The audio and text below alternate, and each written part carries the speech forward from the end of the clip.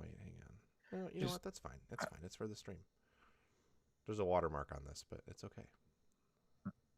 Twitch has had me, the back end has had me sitting at 48 followers for like 24 hours now, even though I'm supposed to have 53. And it's just like, give it to me. Just do it. We all know. We I all know what's happened. don't. I I don't mean this with the like. This is the kind of thing an asshole would say. But is the end game You're like? self-aware. Is the end game like getting affiliates so that you can start getting like $3 a month from ad revenue or something? You can Maybe. get I don't know. subscriptions, can't you, when you've got Yeah, when but you're an affiliate? like So we can all subs use our or you Twitch get like Prime subs to give you some money. yeah, if you want, just I'm gonna try to do like 2 days a week, maybe 1 day a week streaming. We'll see how it shakes out. I mean, the streaming is Because fun. like It's yeah, fun to just stream, but like I've yeah, even it's fun to have like an audience and like if yeah, you yeah, can yeah, get more people coming in and like it's just and it's a goal and yeah. now I get I've hit that. the goal and I just want like I want Yes, the recognition that I did it. it being a And goal is if plenty argument to me. yeah, I just have like never been concerned. Like that status doesn't really resonate mhm, at all with me because it's like, yeah. okay, well, in order, I would But need like now I can millions make of an emote. followers to make Now any amount of money.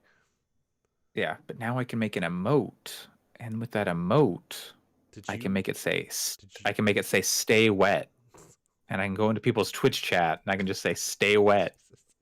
Did you? Did you? Um, watch that Roblox video? Yeah, Holy shit! That thing is fucking yeah, that blew my kid with the MS mind. Paint. Yes, I love that. That was awesome. That shit blew my mind. That's not what I think of anytime I think of any of these like companies that have a like you could be a huge Twitch streamer and it starts with 50 followers and it's like motherfucker that's not that's like you too could own a house and all you have to start with is $5. Like A guy whose stream I've been hanging out in, who like I joined like a Giant Bomb creative community where people are sharing the streams and stuff. One of the guys in there, his first Twitch payout is like $300. Just because like everyone in his chat is just like throwing like bits and stuff around for like stupid shit like text to speech, and then they put in emote or emojis, and then the text to speech is just like Statue of Liberty, Statue of Liberty, well, that's Statue cool. of I Liberty. mean, if that's working and Have people are like you Yeah, you know have people you are like having fun. So like if you make dumb or like sound alerts where they play like stupid you've got to songs watch or you've weird got to sounds, watch Dan Reichert's stream. You like it's it's a nightmare. ridiculous. It's a nightmare. Have I you seen the Nightmare Party where it's just he's like, I'm turning on a new thing, which is where you guys can pay bits for a fart sound to play, and it's just like for like 7 minutes straight, fart sounds are playing mm, really loudly, and he's just that, screaming over the top of these fart sounds. I don't Like, I more power to him. I can't imagine paying someone to trigger a fart sound. yeah, some but people do it. I I am mean, with you there. Like I can I see mean, to look like at the hot I tub could meta. 5 second 5 cents to get a sound, fart sound not worth it to me. so I'm the I don't say this, Disgusting. but the thing with the hot tub thing is the reason people put money into that is because they have this delusion that like it'll get them Mhm. somewhere. That's like the whole thing with that. So I get it. And I say more power to anyone who wants to take money from people who think that by giving someone money on the internet, they're going to be able to get with them. Mm. But like within limits, that's not, I don't actually think that across the Yeah. board, but Mhm. you know what I mean? I don't have a problem with hot tub streams, but, yeah, I don't understand. Pat, are you saying what you've got a you're doing. problem with hot tub streams? Everybody, look, like, quick, nail Pat to the board. Get him. But what I'm saying is I do have a problem with Dan Reichert's farting streams.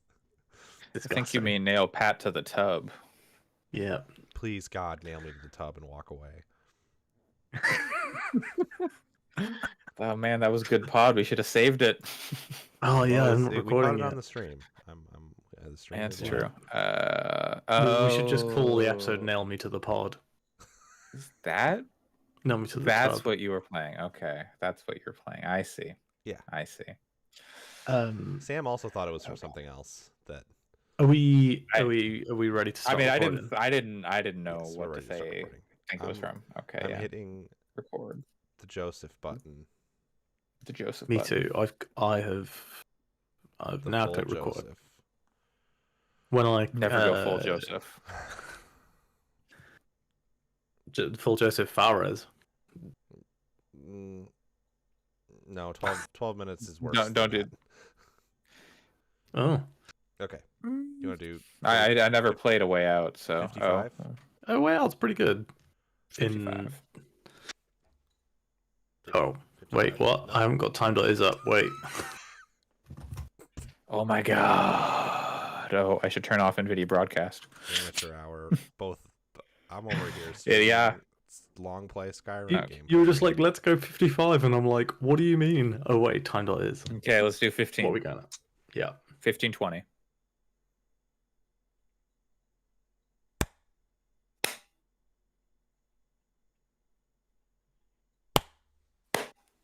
There we go. Andre, your ping is atrocious. Clap that clap. Yeah, I've got like a 262 millisecond ping. This is. I gotta get out of. Let's. It's my ping is Get out of atrocious. the dialogue. I want to go fight something. There we go. Oh God. It's because I don't have YouTube Premium, so ads play. So people get to watch ads from YouTube that are being piped into the stream. Interceptor Plus? What the fuck? It's a dog. is It's that? for dogs. It's a heartworm. Trust me. Oh, I know a lot about heartworm medication now. There's a reason I'm getting heartworm ads. And back to Twitch. I'm so I'll excited to pull up play the Skyrim again in stream November. too.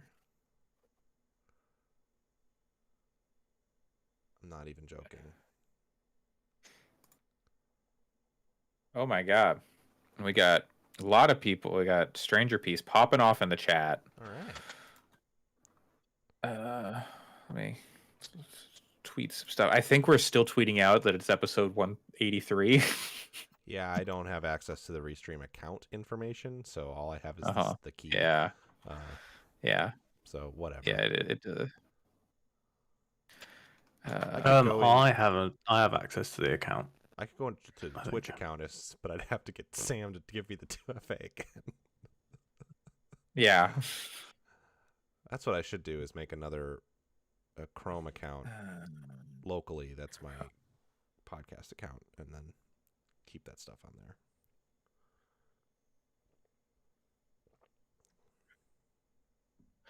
There we go. There we go. Okay. Think I stuck in 183 like a time loop. Nailed it. Okay. That's good. That's There's other good. things about 12 Okay. minutes we're not going to replicate via the podcast.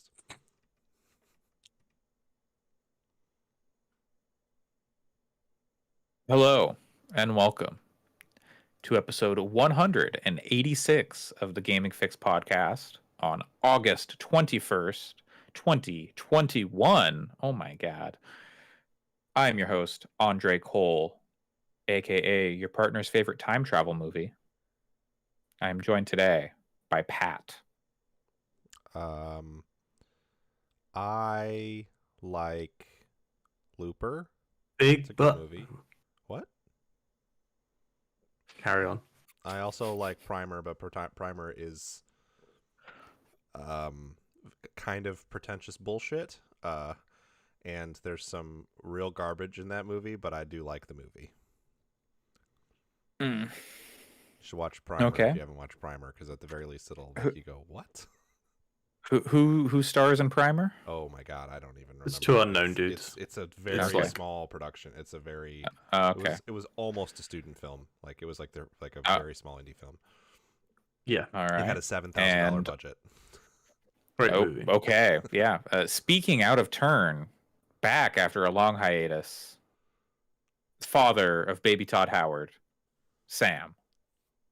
I'd like to announce that I'm bringing nothing to this world. I'm just taking. Unlike Todd the God, who gives us Skyrim every year to 2 years. My partner's favorite time travel movie is The Time Traveler's Wife, starring Eric Bana. Don't think I like that movie, but I can't remember. Oh no, actually, it's About Time, starring General what's his face from Star Wars. Tarkin? Ginger guy, Donald Gleason. Oh. I keep sneezing and it's driving me wild. Oh my god. Yep. It's driving me wild. I've got the video on. That'll do that. Yeah. It's He's I don't fucking- know what's going on. fetish. Oh, he's not playing stealth at all this time. No. What do you... Anyway, my favorite time. It's probably got to be. I mean, Looper's good, but like maybe just Back to the Future. You know, the classic. Back to the Future is like one of the best movies ever made. I saw it in the cinema last year. A fantastic movie. I think I would say Primer and Looper are more appropriate because they're actually time looping movies. Back to the Future is a time travel movie. It's not like it's not about more loops. more appropriate for what? Is what are you Looper a referring time to, looping Pat? movie? I don't know. I guess not. Yeah. I mean, Groundhog Day I is mean, a time but looping movie. Well, I mean, like like some movies, like time is just repeating itself, right? But then, like other movies, you're like changing the timeline, and I think Looper is one where it's just repeating itself, isn't it? I can't. No. It's been too long since I watched it. Primer absolutely is a loop movie.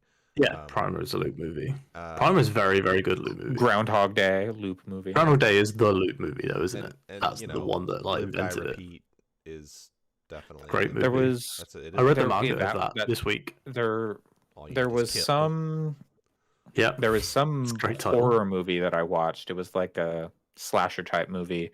Happy that Death was Day? a time loop. Yes, I think that was it. Happy Death Day. Allison is a big fan of that that's movie. people love that That's, movie. it's all right. But yeah, we're on the subject of time loops because for a long time people have been waiting It's a for bad video a game game this week. called 12 Minutes. I don't know that I think it's bad, but I am like kind of baffled by it. I don't know. man. There are problems with it. Like I don't think there's anything in it that I can necessarily defend. Yeah, I think it's pretty rough. Like obviously anybody can like anything, so don't. It's just a personal opinion, but that game is Yeah. the worst. I've played in a So long 12. time Yeah. for me. That I find hard to believe, but yeah. So 12 Minutes from Annapurna, who they've got their kind of style for what they publish on Xbox Game Pass now. Came out this week, and it is a game about a time loop that takes place over the course of 12 minutes. You play as about 12 minutes. You play as James McAvoy, and Daisy Ridley is there doing an American accent. Daisy Ridley plays wife. Yeah. James McAvoy plays protagonist, Yeah, they don't and give you a Willem name. Willem Dafoe is there for some reason. Willem He looks Dafoe like plays Dan Reichert. cop. He does. Look Willem like Dan Dafoe Reichert. plays Dan Reichert. Yeah. Like it's just like That's true. uncanny and kind of disturbing. And you're basically in a 1-bedroom apartment for 99% of the game, and you are trying to solve the mystery of the time loop while you're stuck in the time loop, and try to get out of it. Yeah. Yeah, a little bit of Agent 47 going on with Willem Dafoe. I definitely saw that happening a little bit too.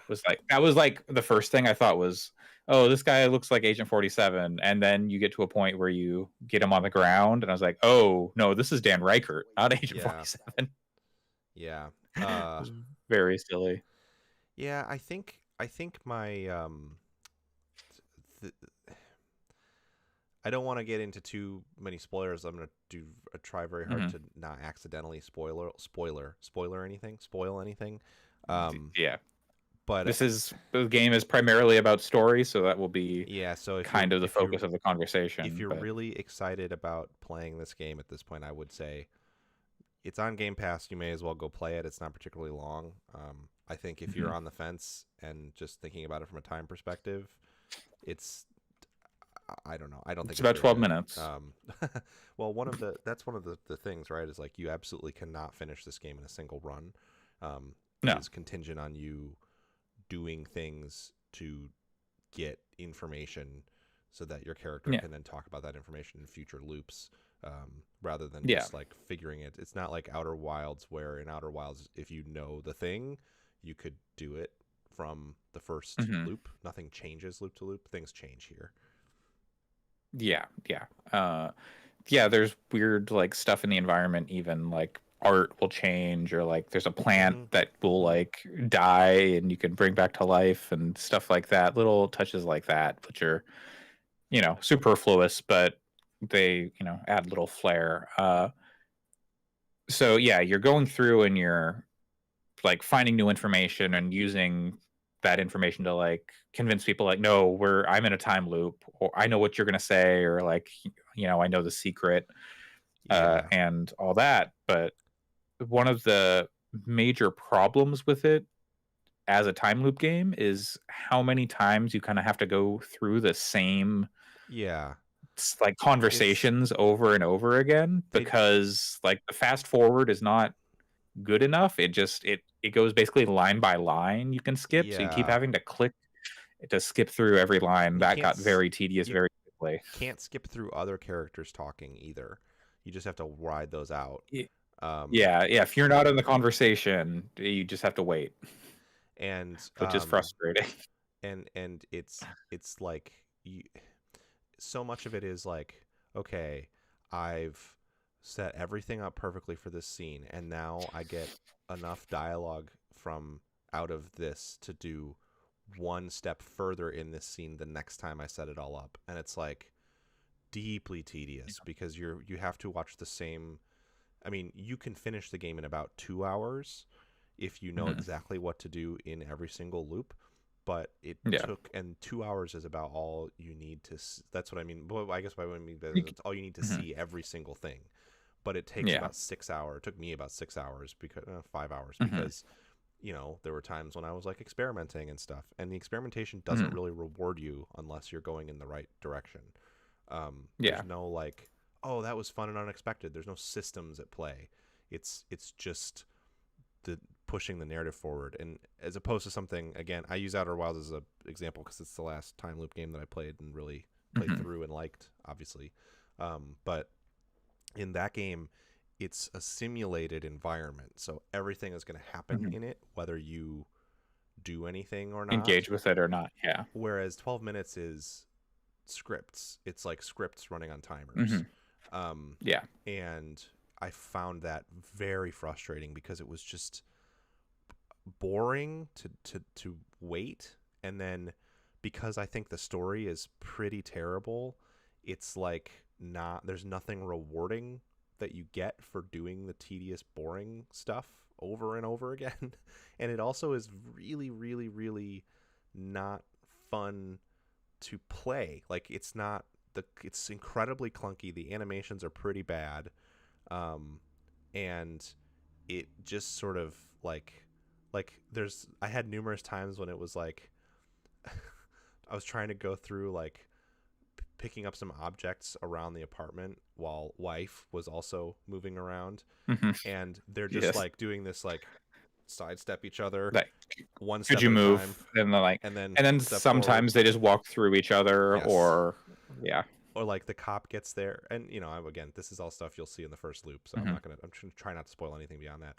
Cop gets there and is like, get on the ground, and then everyone does a like dance of like, oh, step back, I'll step forward, I'll step to the side, oh, I'm turning. What are you Mhm. doing? Get on the ground. Like- And like a middle school theater production. yeah, It's like trying to like learning how to like interact with people, and like, And oh, I'm fake harassing you. it doesn't make it difficult to play because at the end you're just clicking on stuff and nothing requires quick enough reflexes to make it hard to do. But it just was another, like, it just didn't work at all for me to create any sort of sense of like investment or immersion with the characters. And I think the voice acting, they're really trying their best. And there's times when the script and the voice acting are pretty good, but for the most part, it was like, it'll be like, what are you doing? And like lots of like, hello from Willem Dafoe, like just like really weird delivery on lines. It just sounded like Willem Dafoe. It was a good Willem Dafoe impression. I'll never get "Hi, Bumblebee" out of my head. It's never gonna happen. There's Transformers in this. I'm reinstalling. There were things specifically with the cop where the interactions seem to always go down like the same route, no matter the situation you are in.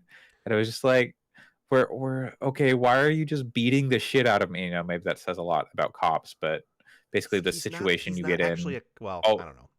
I don't think he's. They don't really. Who can say? Who could say? They don't tell you the answer to that question. But I don't know. My read on him was that he was not, but I don't know. Yeah, it's hard. I have a big question about 12 minutes. Can you have any fun?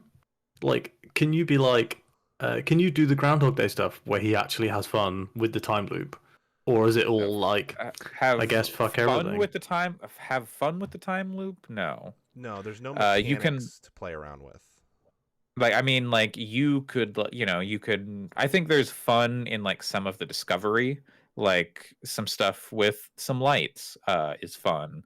And that when you like first experience it and you're like, excuse me? And I only had fun with that moment because wife did it and it made me laugh really hard. But yeah, like it's not a fun game. It's like, it's like pretty serious. But kind of the big thing that I kind of walked away with was like, the mechanics, whatever. If they were tied to a better story, I mean, this game would be perfectly fine or even good. But the story is just like, why is this the story you're telling? It's like, I mean, I will not spoil the twist, but when I got to the twist, up until getting to the twist, I was like, this game is okay.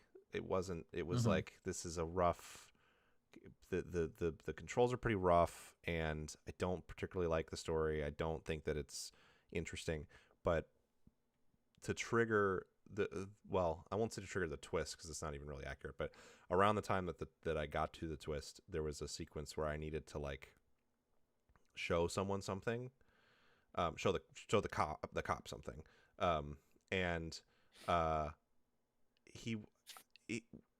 it was like, I figured it out and I did the thing you're supposed to do, and he was like, if you talk to me one more time you'll regret it.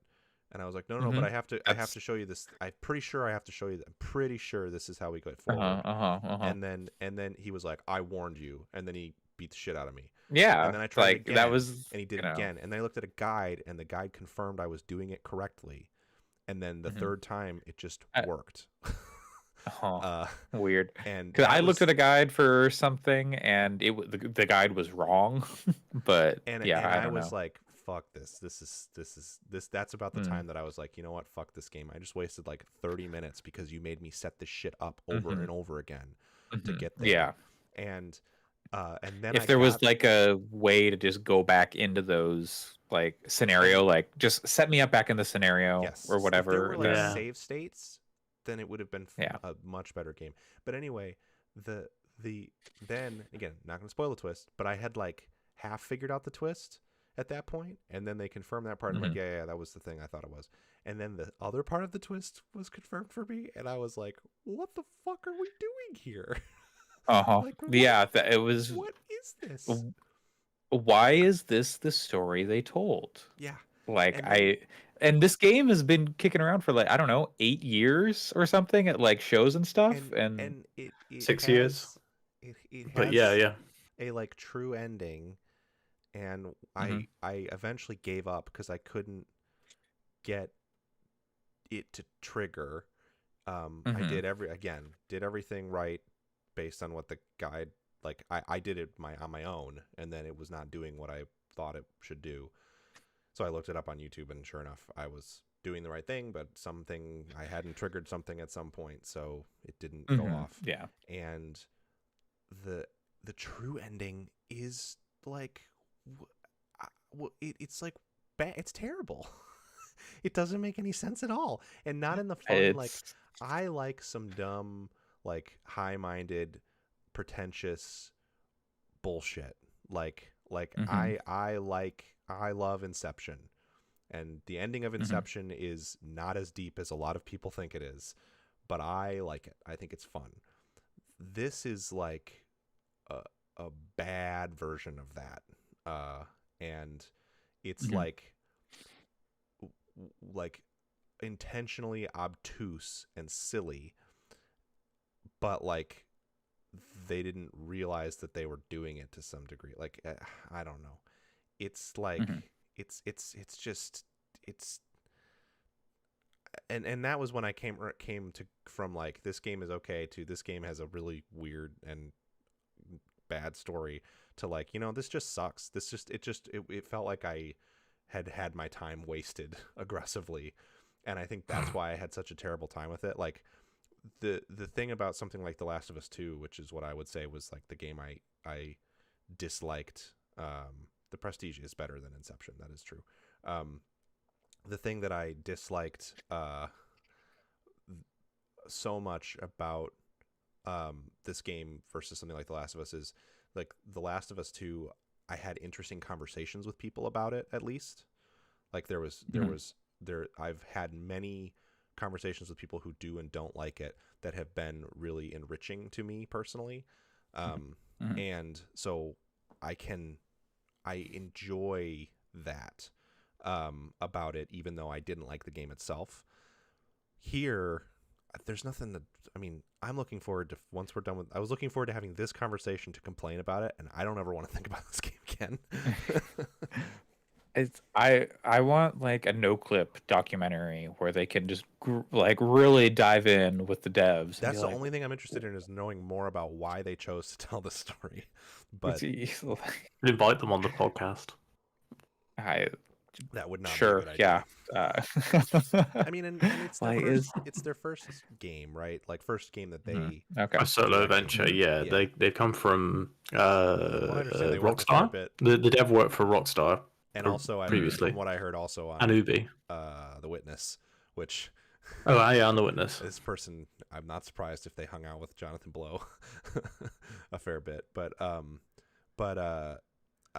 it's their first solo game. I don't want to say that I don't have anything against them personally, or anything like that, but I'd like to see something else from them. Like, I'd like to see a 13 minutes with a different writer, maybe.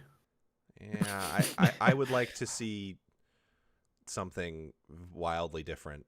I mean, just make a more traditional point and click adventure game maybe, and a better Yeah, story. I it really like like I said, I didn't mind the gameplay as much as y'all did, but it definitely needed like there are things that could have improved it like easily. It And is not without even fault if it in played, any means.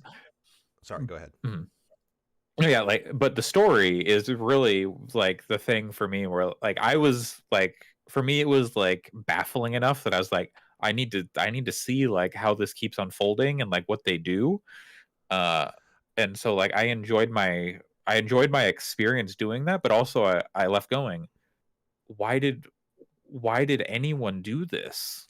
Yeah, Like and I think that's just why it bothered me so much is like it just felt very hollow to me because it was like it felt like a story. As someone who does this, it felt like a story that someone thought up in the shower, and then instead of writing it down and workshopping it, they just were like, okay, story's done. I already came up with the story in the shower, and I wrote that down, and now we can make the game. Like it, Mhm. it was, and there's parts of it that just don't make any sense, that are just like gaping plot holes, and Yep. and are Yep. completely wide open. There's an element to it that is like weird and baffling, that is like I came up with a way to justify it in my head as to why they made the choice that they made with some like voice acting stuff, but like Mhm. I don't think that my explanation is the real one, because it doesn't feel Mhm. like it's as Yeah. thought out. Like, oh my god, it's just it's and for a game, the game could have, I mean, there's plenty of games that I love that play very poorly, and Mhm. like I really liked the way that it handled and controlled, but you could say, I know a lot of people who bounced off Outer Wilds because they thought that the controls were way too clunky. So that's certainly like clearly an issue for some people who played it. But like the world and story are interesting enough in a lot of games that even if it is clunky, I'm happy to get through it. Mhm. And in this case, it was just like, I don't even care that the game was very clunky, because the story was just so much a waste of my time, is what it felt like. And I don't even think there's certainly stuff in there, like, I would say if you have triggers, I don't want to spoil, to say what the thing is spoiling like the whole game. Mhm. But if you if you are triggered by certain things, like to a strong degree, I would look up some stuff before you play. Maybe You could probably maybe Google like 12 minutes trigger warnings. Like Yeah. if Um, that is a concern for you, like if and you I'm were not even a person necessarily who saying needs that kind of stuff, I'm not even because there's necessarily nothing saying in the game that really indicates it. But yeah, I think the violence in it is more upsetting than, to me personally, than like the stuff that is in there that sure. we're kind of talking around. But And that's none of it not was the po- yeah. upsetting. None of it was upsetting to me in a way that I think like this game. This isn't a. I'm not boyfriend dungeoning this game. I'm not saying like it was Mhm. irresponsible without having better trigger warnings or something. That's my point. Is like, I don't think that I'm not having the reaction I'm having because I think the game is like offensive. I just think it sucks. uh, and I am baffled by its existence, yeah, which yeah. is a bummer because I was excited for this game. And Like the idea is really neat, but the execution leaves a lot to be desired. And like, I'll admit, ever since we first saw it, I was very much like, why are people excited about this game? Because it always looked pretty rough to me, and like part of it was not helped by the fact that the first interview I saw was a person being like, so can you kill your wife? And the designer was like, well, yeah, you could. And it's not their fault that they Mhm. that was the question that they were asked, but I was like, oh, okay. So I just immediately associated this game as like, oh, this is the wife killing The game. the wife killing sim 2021. Yeah, and yeah, I don't know. It's a Mhm. weird thing. If you, Indeed. I was drawn in by these kinds of conversations. The thing that finally sold me on playing it was a Patrick Klepek tweet saying like, oh my god, the twist, it's so bad. And I was like, okay, well, I need to see it firsthand. Honestly, I really think you could look this up and just watch someone play like the last half of the game. Even you don't even necessarily need to see the first half of the game, because you'll see it again when they do the last half of the game. Because Yeah, it's there's like another thing that bothered me about it that I won't spoil because it was the story thing, but like there's something you're required to do to advance the story that I was like, fuck this, man, this sucks. I don't want to do this. And it wasn't in a like challenging like Mhm. even I can admit that certain things you have to do in, say, Last of Us 2 are important to the development of those characters and the story. Even if I Yeah. don't like the ways in which to do it, this didn't feel like, this felt like totally mechanical. Like, I have to do this Yeah. really skeezy thing I don't want to do, and it's simply so that I can like do something that I should be able to achieve through other means. Mhm.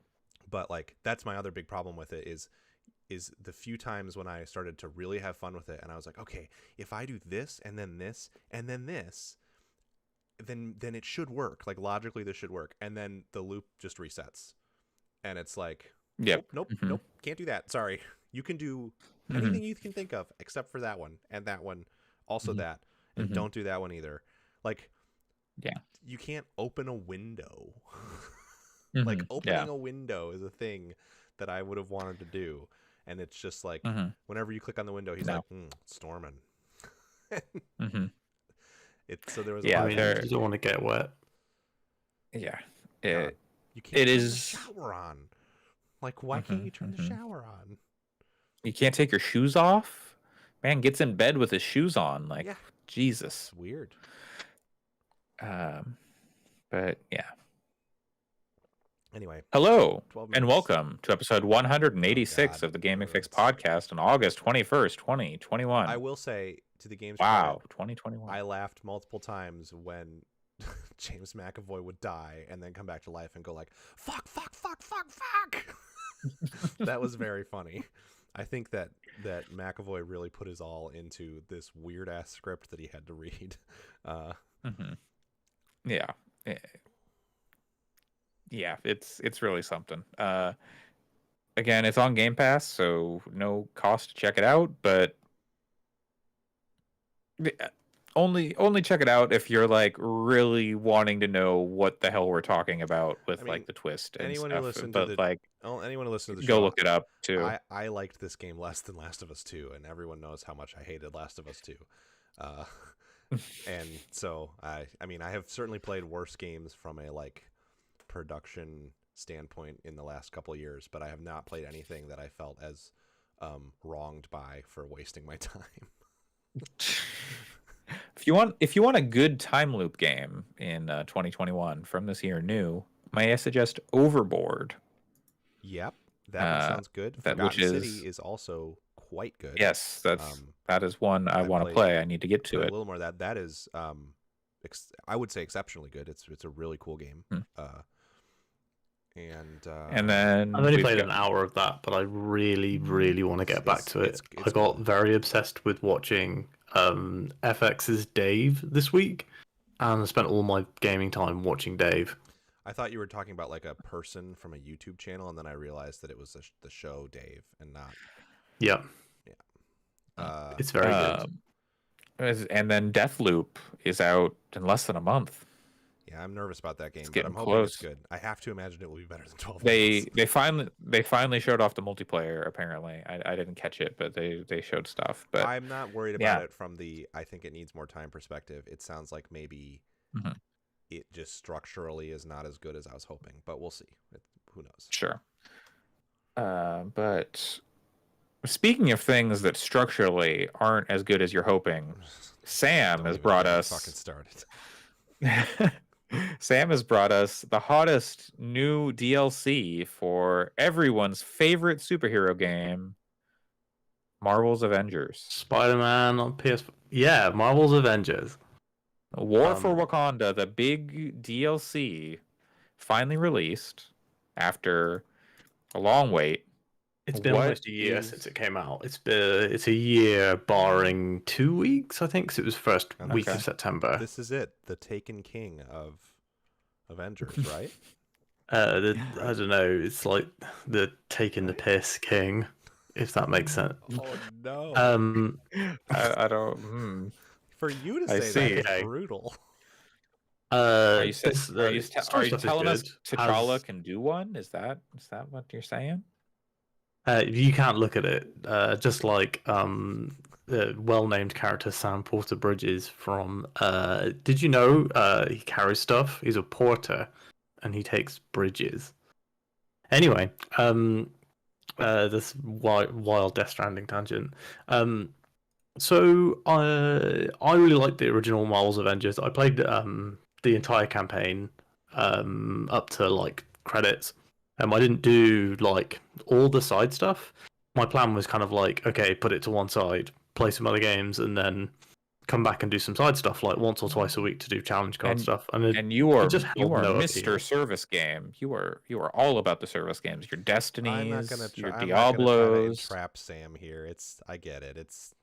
I think you're allowed to I think like the it thing. and not have played it week to week. I think the thing for me is that, the big thing is I don't have time to play service games anymore. Mhm. Like, Mhm. I don't have time to play games very much. Sam's like, busy I end up rearing a playing. Well, I'm definitely raising him. I don't know what this rearing thing is. Jesus. That's what you call Uh, it. Yeah, I know. I'm making fun of you. He's nav meshing a So- child. That's you don't. I don't think it nav mesh characters, but he's rigging a child. There we go. There we go. rigging. I'm drifting with my child. Yeah. So so I didn't play much of the live service game. Really, I think the main reason why was like a lot of it was time based. I was playing the Cold Steel series last year, pretty much any chance I got. And the Avengers finished up like I finished the campaign like a week before Trails of Cold Steel 4 came out, so like that was kind of, you know, the end for that game, really. And also the big thing is that like all their missions are the same. Like I dropped back in for the Kate Bishop content, and like I don't know, you guys played OG Destiny, right? Where every single mission was go to a place in the open world and then hold square while the thingy talk to you. Like all of the non-plot based stuff in Avengers was that, and then all of the Kate Bishop stuff was that. Like I played like it says I played 70% of her campaign on the thing, and I don't think any of the missions weren't go somewhere and hold square. So like, if there's good games, why would you play something that is just okay that happens to star some of your favorite characters and media properties or whatever? So yeah, big like this. Why bother energy from Avengers? Well, and I'll say that's what kept me from coming back to it. Was that like when I found out that was how they're going to do the additional content, I was like, okay, I don't really have an interest in this stuff.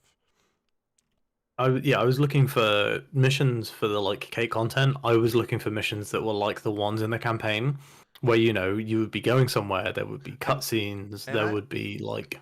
I would have been fine with like one or two of those every. Like it would have been fine with me if the Sure. Kate Bishop pack. Every other mission is like a Destiny 1 style thing. Yeah, if the there's a reason why had been like an establishing mission that was unique, and then a service game mission in the middle that was boring, and then a decent mission at the end that was like that tied it up, that would have been enough for me to say, okay, that's fine every 3 months. You don't have to make more than that. It was like, did you guys watch Smallville when that was on? No, not really. Like, so the big thing with Smallville, and this is how I would always pitch it to people, is that the beginning of every season and the end of every season is incredible. And that was kind of like what you were getting from Avengers content, was that there would be like a really cool cutscene with great story and like good voice acting at the beginning of a mission, and then the mission would be go somewhere, fight robots, hold square. And then at the end of the mission, there would be a cutscene that would be like furthering the story that I was interested in, but not interested enough to play the gameplay. And also, it doesn't help that like it got weirdly hard. Like, I feel like service games should be fun, easy, unless you're raiding. And like dropping into the Kate Bishop stuff, I was like constantly dying. And not really having a great time, that didn't happen at all in the campaign. Like, I don't think I had a character die in the campaign. That was kind of how I did like the first 2 missions of the Kate stuff when it came to PS5, and then I went, yeah, no, I'm good with it. I didn't like it before, and this definitely isn't changing my mind, and it did seem like excessively hard, but maybe that was because I was out of practice. I'm not sure. I think it was just underleveled, but like, yeah, that's the they thing should about be that. helping you play it. Well, so the thing with this is certainly like you should be able to play the game at the difficulty you want to, but if the service if it doesn't there's no reason for me to engage with it if I don't need to be updating my loot and leveling up in order to play the new story content. So if I don't, there's no reason for the service game aspect to exist at all if if it's just like, no, we've auto leveled everything to you when the new story stuff comes out, then what the but fuck is the point of leveling that's up? basically what Destiny Destiny works. does. And I Yeah, would say, what like, the fuck is the point of playing Destiny? is getting It's for getting your high-level gear up so you activities can and do, raiding is so you can grind the stuff. It's just, it's the just loop. It's right, it's exactly. Warcraft. That's it's my point. it's- Well, I mean, Warcraft no, is it's just the not. whole thing is. I mean, Warcraft. A lot of it is like you get to the you get to the raid and then you just grind the raid to get the stuff. Well, and then this is just in service of, instead of grinding to get to the story, because they want to get as many people in. well, And so if you can go, okay, we can just get people straight through the story and then get them to the grinding stuff but where there's everyone's there's an important getting up distinction higher. with like these games traditionally. If you look at like Diablo or Warcraft, I mean, two fucking Blizzard games, but whatever. In those games, if you when you grind up to the raid in Warcraft, the raid has mechanics. Like it is Yeah. a challenge. It is difficult. Yeah. And Destiny does have that, so Destiny does fit. So there is a reason to play Destiny, and I didn't mean to sound so disparaging to Destiny because it's a good game mechanically, but in the case of Avengers, the raid content isn't that. It is just stuff to bash your head against with higher health. Like basically there is some mechanical stuff apparently, but like I don't know anyone who's seen it because who's got max level characters in Avengers. The stuff I read did not make it sound good or appealing in any way. Yeah. Like it sounded mostly like it was just taking more damage. Hard for hard's sake, it feels like. And so, like, looking at this gameplay that I have up, it looks pretty fun to play as Panther. But like to your point, Sam, it shouldn't be like. It seems silly that there's that it would be difficult at all. But at the same time, if you don't make it difficult on some level, then you're basically proving to people that there was no reason for them to really play the service game part except to like grind it for the sake of grinding it. Let's put even that to one side again, like grinding and why should you, blah blah blah. Like these content packs, these expansions, they drop with new characters, and those new characters will always be level 1. So why is anything difficult? Yeah, sure. Because they know that when I play the Kate Bishop mission, my Kate Bishop is level 1. Very fair. Yeah. That's like, so it's not like Destiny where I have one character and I'm continuing that character on through. That's a good point. Like, yeah, with Avengers, all the new modules, you'll always be playing with new characters. So why stuff doesn't seem balanced for a level 1 Kate Bishop or a level 1 Panther, you know? I think what's so frustrating, and I don't want to not talk about the actual War for Wakanda part, but what's so frustrating to me is it's happening again, where we're talking about this and I'm looking at this footage and I'm like, I could go back in, I could get through to finish the story, and I like the combat enough, and I could do it. It would be cool Don't to do it play to Kate yourself. Bishop, and it's just like every time I get disappointed whenever I have that thought and then want to go back to it. Do you know what made me super disappointed? We talked about this in the chat, but like, so I'm playing War for Wakanda and I'm like, oh, Panther's really cool. Oh, some of his cosmetics are really cool. I'd like to unlock those, but I can't because I don't have enough Avengers coins to unlock his challenge card. And in order to gain those coins without giving Square Enix some more money, when I bought the like special edition of Avengers anyway, but to get those, like to do that, I would have to finish another character's challenge card, and finishing the challenge cards is like bullshit. Like you get like 4 things you can do a week. You can do two things that you can do a day and 2 things you can do a week, and like you can't do something like Fortnite where every single thing you do gets you a bit of XP. Well, that isn't the case. That part, like that's what I want. Yes, that aspect of the leveling the challenge cards is frustrating. I don't mind that you have to buy them because it should be XP. Is my opinion. I like. I mean, it's how every other battle pass type system works. There's usually challenges that can get you a little bit. Get you extra, yes, and then you just get it from playing. Like Naraka Blade Point is interesting in this regard because like the per game experience you get is actually pretty decent, and it and it feels good, and like you're leveling the pass at a good pace. And I think that if you're buying a battle pass, that should be the way that it feels. It shouldn't be that hard to get to the top of a battle pass, in my opinion. Like I think it's too hard in Fortnite even. Mhm. And but I don't mind having to buy the challenge card stuff. I would happily pay them $10 per character for a challenge card for a bunch of cool cosmetics if the game was really good, because they have to make money somehow. Like, they can't keep producing content if you're not buying stuff from them. I mean, I would have been fine with paying for the characters if the content was good.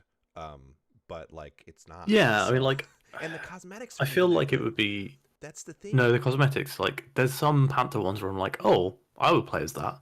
But like, I was looking through all the cosmetics and I'm like, well, there's no cosmetics for most of these characters that is better than the default skin. Yeah, and the The ones The that default are- Iron Man skin is the best Iron Man skin in the game. Yeah, and the ones that are even approaching as good or on to some level better aren't in the battle pass because they want to hit you for those in the store, which is like, you got to put your best skin in the battle pass because like, Yeah. that's I should want to level that character's challenge card up to get their best skin, not to get a bunch of recolors and then still go pay Mhm. another $20 in the in-game store to buy the Iron Man skin. Yeah. That's cool. Like, that stuff is really poorly thought out and poorly implemented. It feels like it was implemented by marketing people. As a marketing person, it feels like it was implemented by marketing people and not by Yeah. developers. People who play video games. Yeah. The other thing as well is like each character has a legendary mission tree or heroic mission tree, I think it's called, where like you by completing it you unlock an epic like the top level of costume, and but like that's probably the second best skin in the game. So the two best skins in the game for every character are the default one and the one that you unlock by playing a story mission. Mhm. It's like, do you want my money? But the thing I want, well, the reason why I'm complaining is because I looked at that Panther Battle Pass and I was like, if I wanted to play this game, I would want something to work towards. And that's what I would want to work towards. I also don't think that Black Panther is particularly interesting or fun to play as. I feel like all the non-flying characters are rubbish in Avengers. All the flying like, characters are rubbish too. Oh, what do you know? Well, They're I all get- rubbish. I think Oh, aspects I of the enjoy playing as combat- Iron Man a lot. Yeah, I do too. And I think aspects of the combat is pretty. I actually like playing as Widow quite a bit too. I think I would I like Hulk, probably. which think- people don't like. I don't like Hulk but- that much, but I think I would probably like Kate and Clint. I think that their play style is one that I would enjoy.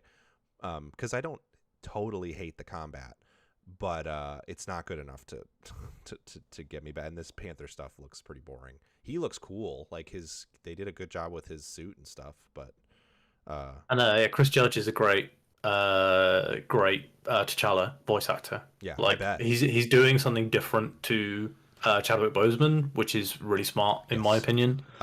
And this all highlights, though, like, this is what makes me really like kind of upset about this game is like so many of these pieces I just wish they were in a better game, and we're not going to get them in a better game ever. There will never be, Because this exists. This is it. This is your Chris Mhm. Judge Black Panther. It's not going to happen in another video game. Maybe he'll play him in some animated stuff, Well, but I will say that the guy who plays Wolverine in the X-Men animated series voices him in basically every animated appearance. No, I think so you like, could see Chris and Judge all the play- video games. I think you could see Chris Judge play Black Panther again. They're not going to ever make another Black Panther video game for a console like AAA, but ever is a strong word because ever is a long No, time. yeah. But like, I'd be surprised if we see a T'Challa in a video game again, yeah, no, because I- the Black Panther isn't going to be T'Challa anymore. no, and so that's what I'm getting at is like that's what's so frustrating to me.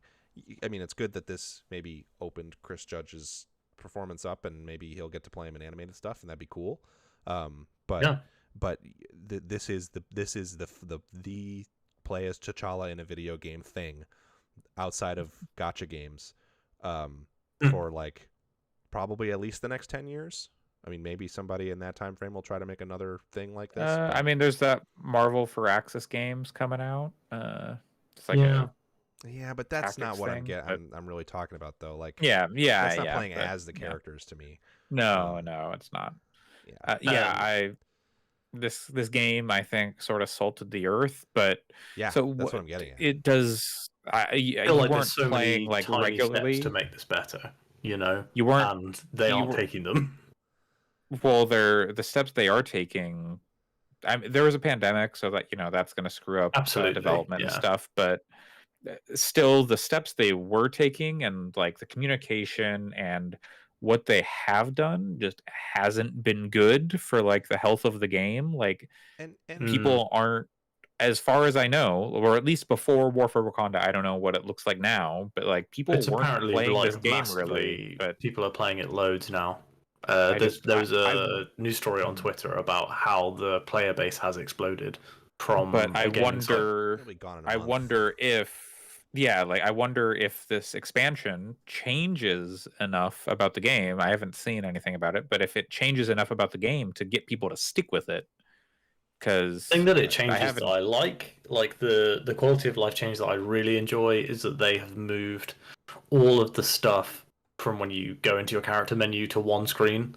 So like the inventory, the challenge card, the costume, the cosmetics, they're all on the same screen, which is really Okay. nice. That's pretty much the And- only thing I've noticed. Yeah. Okay. Well, that's yeah. It looks It's not gonna great, get and me I back, want to play that's it, for sure. but Yeah. it looks great. The Wakanda looks awesome. It does look pretty. They've done a They- great job. Looks like a good environment. For me, they had their chance with the PS5 version, and then I went, nope, Yeah. still don't like it, and so that was it for me. I'll definitely play Spider-Man when he comes out. Obviously, like as the guy who named his child after Spider-Man, like I'm kind of obliged. Wow. You Um, can't dox your child. Spider-Man. has- Spider-Man isn't named Todd Howard. Todd the God Uh, Parker. If I recall, I named your child because I won our E3 bet that year. I also never agreed to this. Well, I believe you did by uh, participating. That was, you consented to the agreement. That's I don't think that's how sure a consent way works, that Andre. consent works. Maybe not the right way, but You- um, I'm pretty sure I sent you the terms of service. Three white yeah. guys talking about consent. Let's move on. But it's it just seems like people are gonna fall off playing it again in a few weeks. I feel like, Yeah. and I don't even necessarily blame Crystal Dynamics for a lot of this stuff because, like, I would be shocked. They're an incredibly talented, very experienced studio. Nobody there on Avengers launch day was like, hell yeah, this is the best shit. thing we've ever done. Like, people there No, for not at sure all. were like, what are we going to do with this? I mean, that has to be the case. And it sounds like there had to have been someone there arguing like, we have to rework significant parts of this game for our first major expansion in the same way that Bungie did. Not like using, not necessarily. I think Taken King is probably overused Yeah. to describe what what they did. But it sounds. The thing is, though, the patch to Destiny before the Taken King was like game changing. It was incredible. and they needed something like that here. Yeah, and they just didn't offer it. I'm looking Like, at this footage. There's stuff still in the game. Like there were 2 pressure plates, like to make it. Look You're like, playing solo at this point. Yeah, no, I know. Why put 2 plates in there at all? Like, so that you could have the experience of your friend also standing on a pressure plate. Like, they're sitting next to each other. Like, am I an idiot? There's no this mission can only be played solo, so that means that whoever is Jesus playing Christ. it has to go between the pressure plates. Feels Yeah, like the door it should have is- just opened. Yeah. When you Yeah. walk up to There are I a lot guess- of bizarre choices I in guess this there's an game. order. They're teaching Or- you that what pressure plates look like for this pressure plate puzzle that And- comes up. It's But just, like people know what pressure plates are. yeah, I don't. There's just a lot of those sort of things that just still don't click, Yeah. and it sucks. A lot of mistakes made with this stuff, and it feels like I don't know. It just feels like a big waste, and it's disappointing to me. I definitely will try and finish the Panther expansion, but like I thought that about the Kate stuff, and I never went back. Why does so? it shoot out Legends of the Hidden Temple Steam when you fail the pressure plate? What Yeah, what and Wakandan, fail the what pressure ancient point to the Wakandan bad. designer was like, We need there to it has to shoot out steam. It can't just turn red. This is It's gotta shoot the steam out. this is a secret passage which was originally used to train Black Panthers. Oh, I figured. That's as someone Okay. who has read Black Panther, there's a lot of cool stuff that happens in this part in the comic Mhm. books. There's a lot of cool stuff that does not happen in this mission. Well, you get to fight Crossbones, which is cool. But Crossbones, for me, didn't move. He just stayed in the same Love it. like 5 foot square, and just kind of Yeah, like love it. he did move, like his feet moved, but like Mhm. I would say he did not go any further than from where Andre is sitting to the wall behind Andre That's great. at most. Love that. While I was attacking him and attacking a tank. Fantastic. I had a boss in Cyberpunk 2077 get glitched in the air and it just couldn't move. It could still shoot at me, but it just couldn't move anymore. So then I just was able to, shoot it and kill it because he was stuck. I'm like, yes, Just Man, stand behind you him. have- great. You have raised an interesting. Should you buy Marvel's Avengers or Cyberpunk 2077? Cyberpunk 2077, hands down. Well, I don't there really aren't any care. There's builders a in lot Marvel's of- a lot of- Avengers, but there's no a lot of Captain problems with that America game, in but- Cyberpunk 2077. I'm not actually going to host this debate. I just think that's a real funny kind of Cyberpunk is a better time than Avengers. The two games that I was extremely looking forward to for I'm so sorry, Sam. 2020, and neither of them were any good. Yeah. Anyway, Well, it sounds like after playing Avengers, you could use something like, I don't know, a lobotomy that's quite the transition. to in order to enjoy it. And maybe if there was some sort of corporation who could just provide this service to people. So I have been playing and quite hooked on a 2016 video game. So not old enough to be old, not new enough to be new, but a game that's been in my Steam library for a long time called Lobotomy Corporation. You mean the Rob Zacny special? You're just playing games because you can. Pretty much. Well, what led me, speaking of Rob Zacny, what led me to it is this is a game from a Korean studio called Project Moon. And one Austin Walker a couple weeks ago on Waypoint Radio was talking about their newest game, which is called Library of Ruina, and sold me hard on it because it's like, apparently it's like a JRPG card battling game, and it is apparently extremely difficult and like ridiculously complicated, which I was like, man, I want to play more extremely difficult, ridiculously complicated, like not tactics games, but like RPGs, games that have like strategic thinking in them. And then I found out that Library of Ruina is technically a sequel to Lobotomy Corporation narratively, even though they're nothing like each other. And I didn't do a me thing where I was like, I have to play Lobotomy Corporation first, but I happen to own it and I've wanted to play it for a long time, so it was a good excuse to like give it a shot. And it's really cool. I'm really into it. So are either of you familiar with the SCP Foundation? Basically, I know it's very similar, like slightly. I know it's similar to like a lot of the stuff in Control with the objects of power. Control's like fairly inspired by it.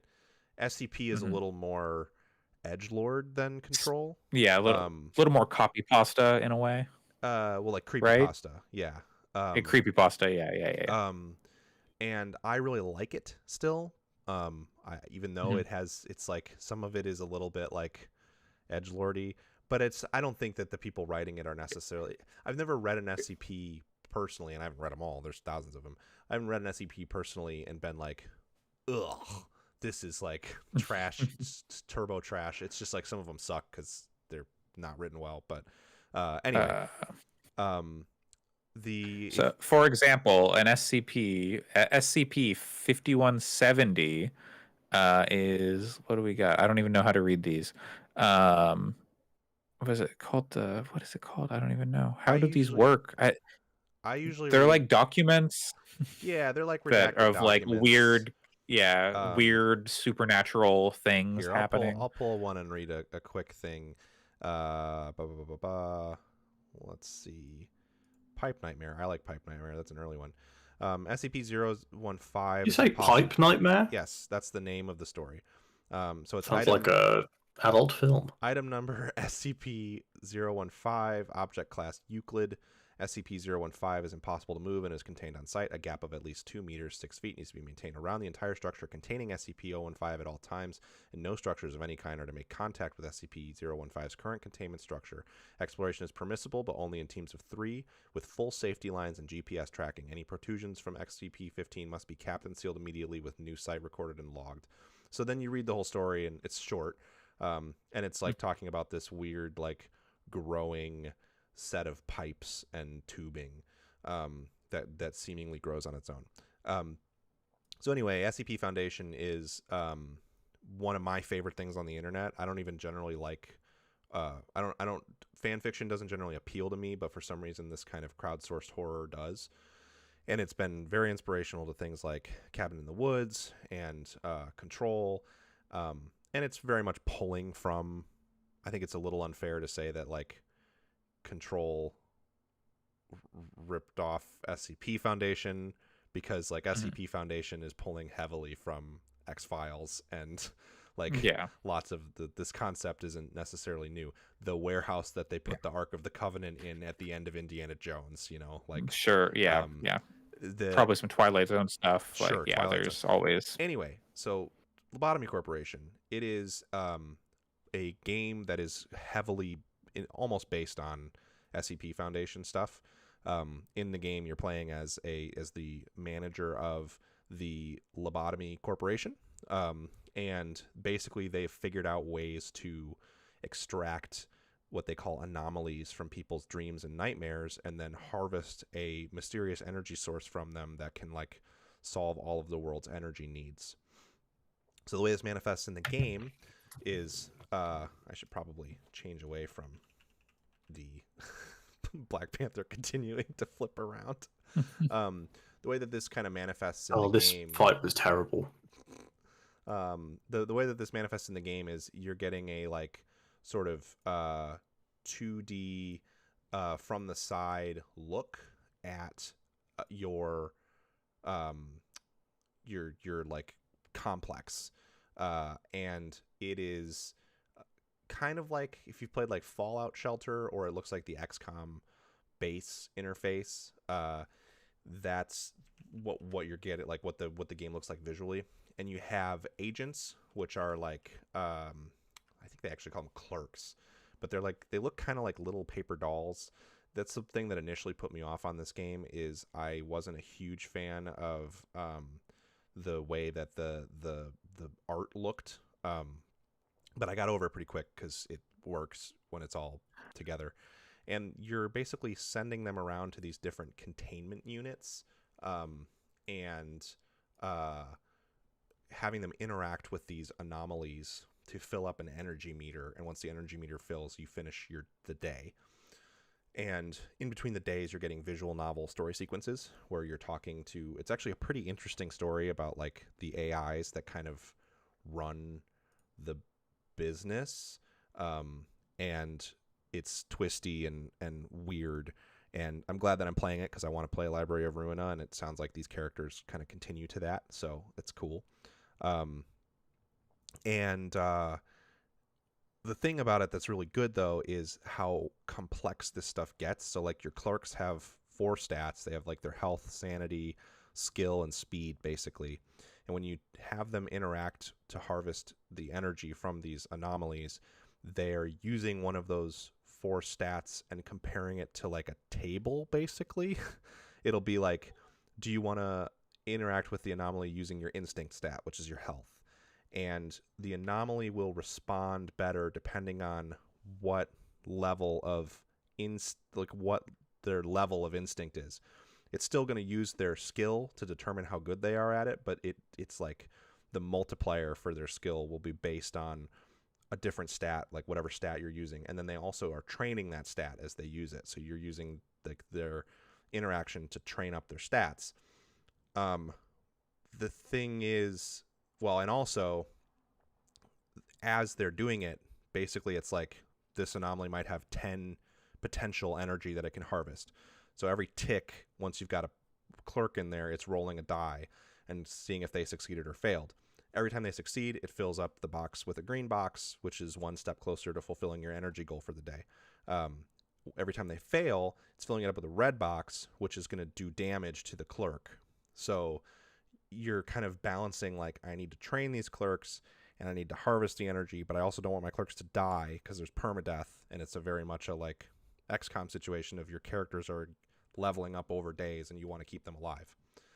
All that stuff is like complex enough and interesting, but the big like thing that really puts this game over the edge for me is every anomaly is like completely unique in the way that you really interact with it. That's like the basic foundation, but as you're working with them, you're also getting currency that you're using to unlock their skill tables, and then also basic information about them, and then eventually you're spending those boxes to unlock gear that you're equipping your clerks with so that they can deal with like threats and stuff, because every now and then the anomalies can escape and they have to suppress them, and then there's also events that happen where monsters spawn and come into the thing. And the uniqueness of the anomalies is so cool. Like, it starts out and it's fairly simple, because like the first anomaly you can get that escapes, it's like, oh well, once it escapes, I was fighting it and then my guys just died because it exploded. And it turns out if it stands next to a character for 5 seconds, then it explodes and kills them. And so you don't want to get them, you need to kind of like train your guys away from it, because you don't want them to stand next to it for 5 seconds. Pretty simple stuff. But then like I have an anomaly now that one of the ones that's really interesting, you have to keep the camera on it while your clerk is engaging with it. If you scroll away from it and don't look at it while the clerk is engaging with it, your clerk will almost certainly fail and die. There is one that if you don't achieve the maximum like amount of boxes from it, well, if you don't achieve a good result, which is like 15 plus boxes from it, it has a chance to kiss the clerk that it's working with on the forehead. If it kisses the same clerk on the forehead twice, then the clerk gets frozen and another person has to come have a duel with it to rescue. It's like an ice queen to rescue the frozen clerk. I have like a sword fight, or like yes, like a sword fight. Yes, it's like an ice queen from like a fantasy story. I have one of my favorites that is it's a series of 5 faces. Like if you cut someone's face off and stretched it out over a canvas, it's very gruesome. Mm-hmm. And it's a series of 5 different facial expressions, and then the actual entity is a person that stands behind it, and it randomly moves between the facial expressions, and you want your clerk to enter the chamber with it when it's at a friendly facial expression, because otherwise it is significantly harder. It has like a 40% extra failure rate on its dice rolls, basically. I have like a spider that if you use one type of training, and it's really good in the art too, because the spider's like in shadow, all you see are its huge legs sticking out, and then a bunch of little spiders running around on the ground. If you use a certain kind of training on it, then it will immediately kill and cocoon the clerk that was interacting with it. And it seems bad, however, in the future it'll produce more resources. So you can like sacrifice clerks to it to kind of make it into a coin doubler, basically, and then you get more resources in the future. So it's like all of these very weird, like different kinds of things coming together and you have to figure out how to like balance getting your characters developed and getting your resources for the day, and then also getting the most out of these anomalies and stuff. And then there's also these cool visual novel parts in between. So it's very, very cool.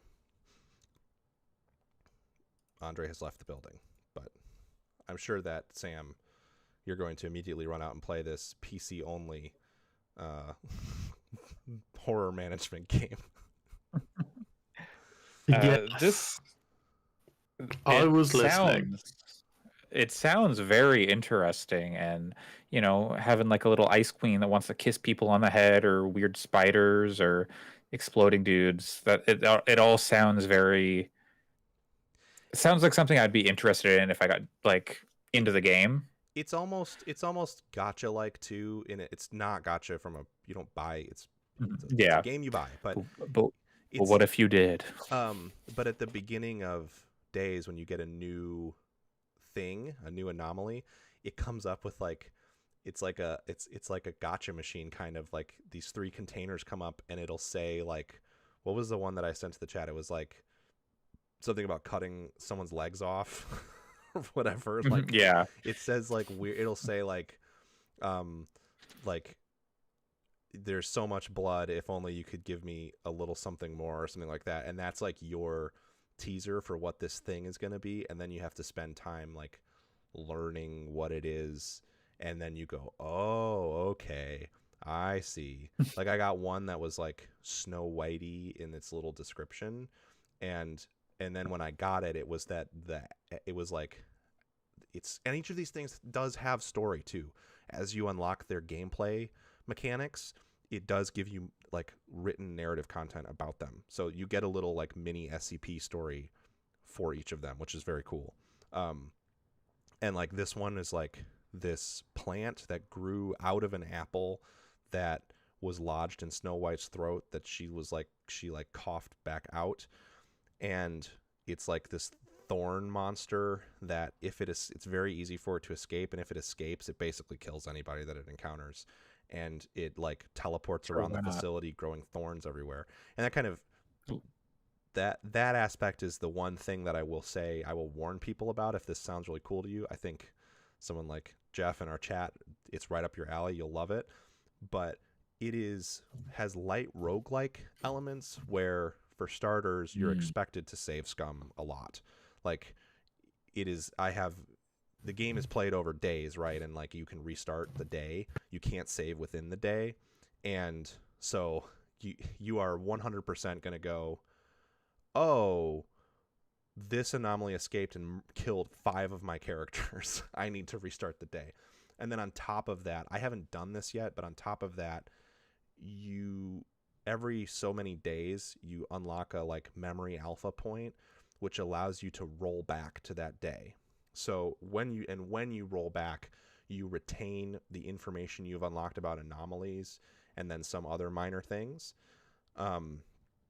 So the game expects you to go, oh, over the last 4 days I should have been developing this part of my characters, so I'm going to roll back. And again, I haven't gotten to a point where I felt like I needed to do that yet, but apparently there is a difficulty spike at some point where you have to do. I only really have to interact with the send my agents around to fight monsters thing when I fuck up, and I'm going to restart the day anyway. But eventually that becomes more core to what you're doing. And I will say that the control over that stuff is a little lacking, because all you can do is select characters and then send them to fight things. There's no like, it is not a tactics game when it does that. It's all real time, and they just kind of like wander over there and then just start shooting at the thing. And you could tell them to run away, but you can't tell them to like run 5 feet away. All you can do is tell them to go to a different room. So that control could be a little bit better. But otherwise, the like puzzle mechanics of how to work out these creatures, like it's the kind of thing you could get frustrated with and just look at a wiki and spoil the whole experience of the game, because you could just see what everything is right off the bat. But as long as you don't do that, I think it's really, really fascinating. And the story seems to go out to like 50 days of gameplay. I'm at around day 20 now.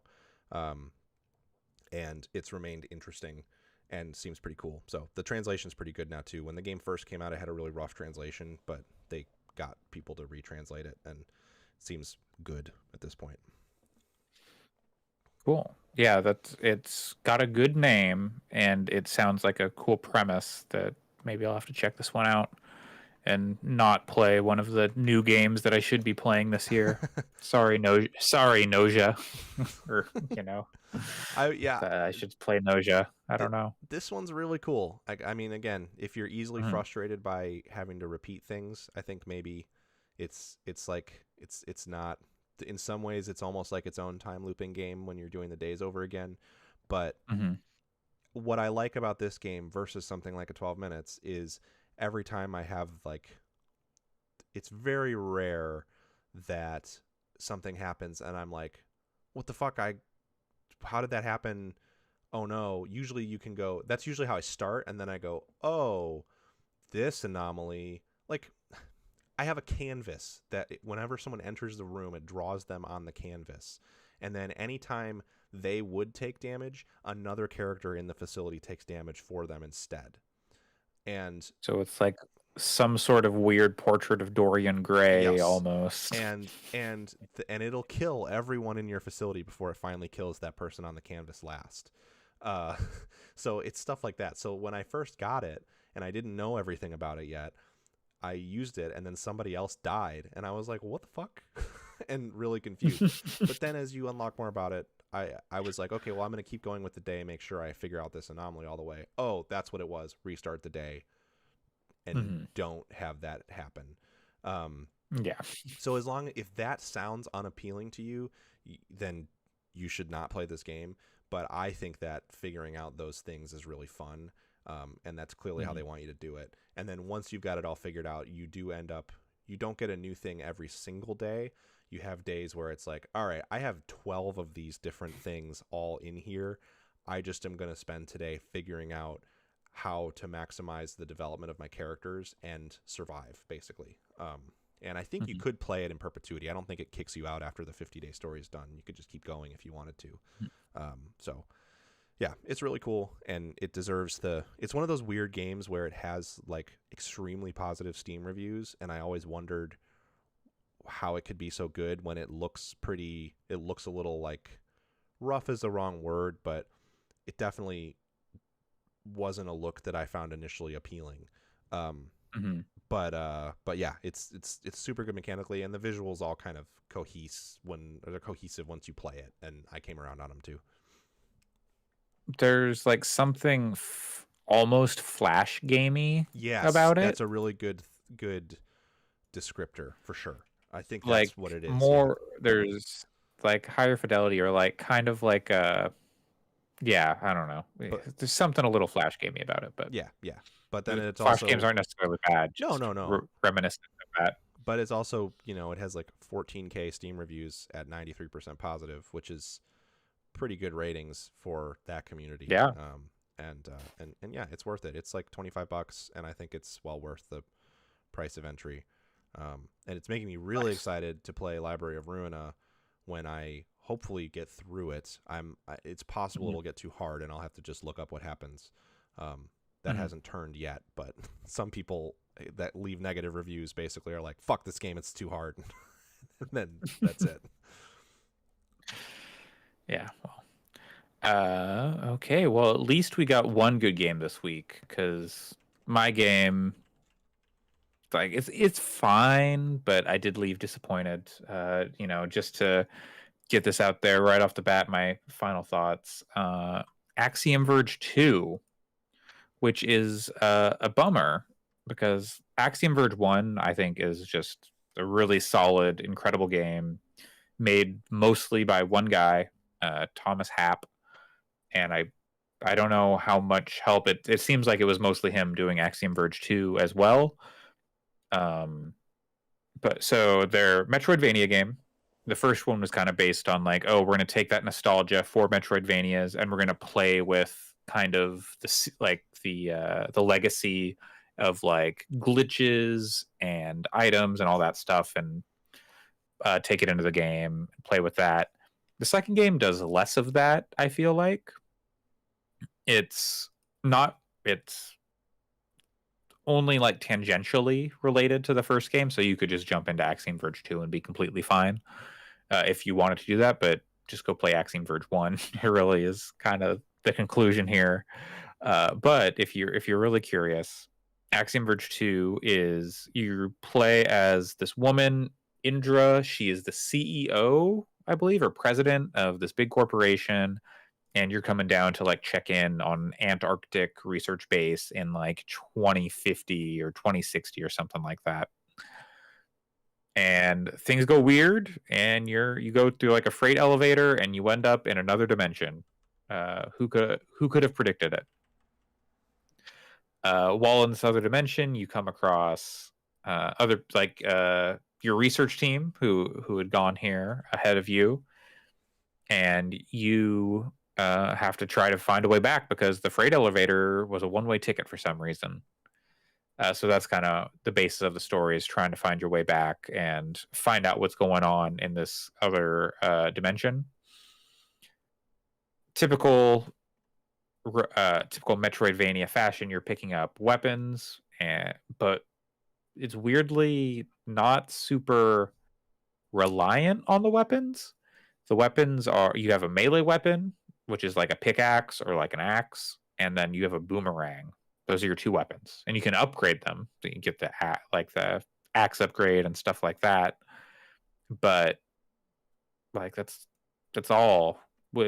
Compared to Axiom Verge, where you had like this big weapon wheel with, I don't know, like 20 weapons or something, and like missiles and like a spread gun and machine gun, all that kind of stuff.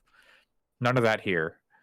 They went, if I recall, it's been a while since I've played Axiom Verge 1, but there's like in Axiom Verge 2, there is a hacking ability, which allows you to kind of change the functions of enemies. You can bring them to your side, or you can just like make them slow down or kind of seize up and stop moving.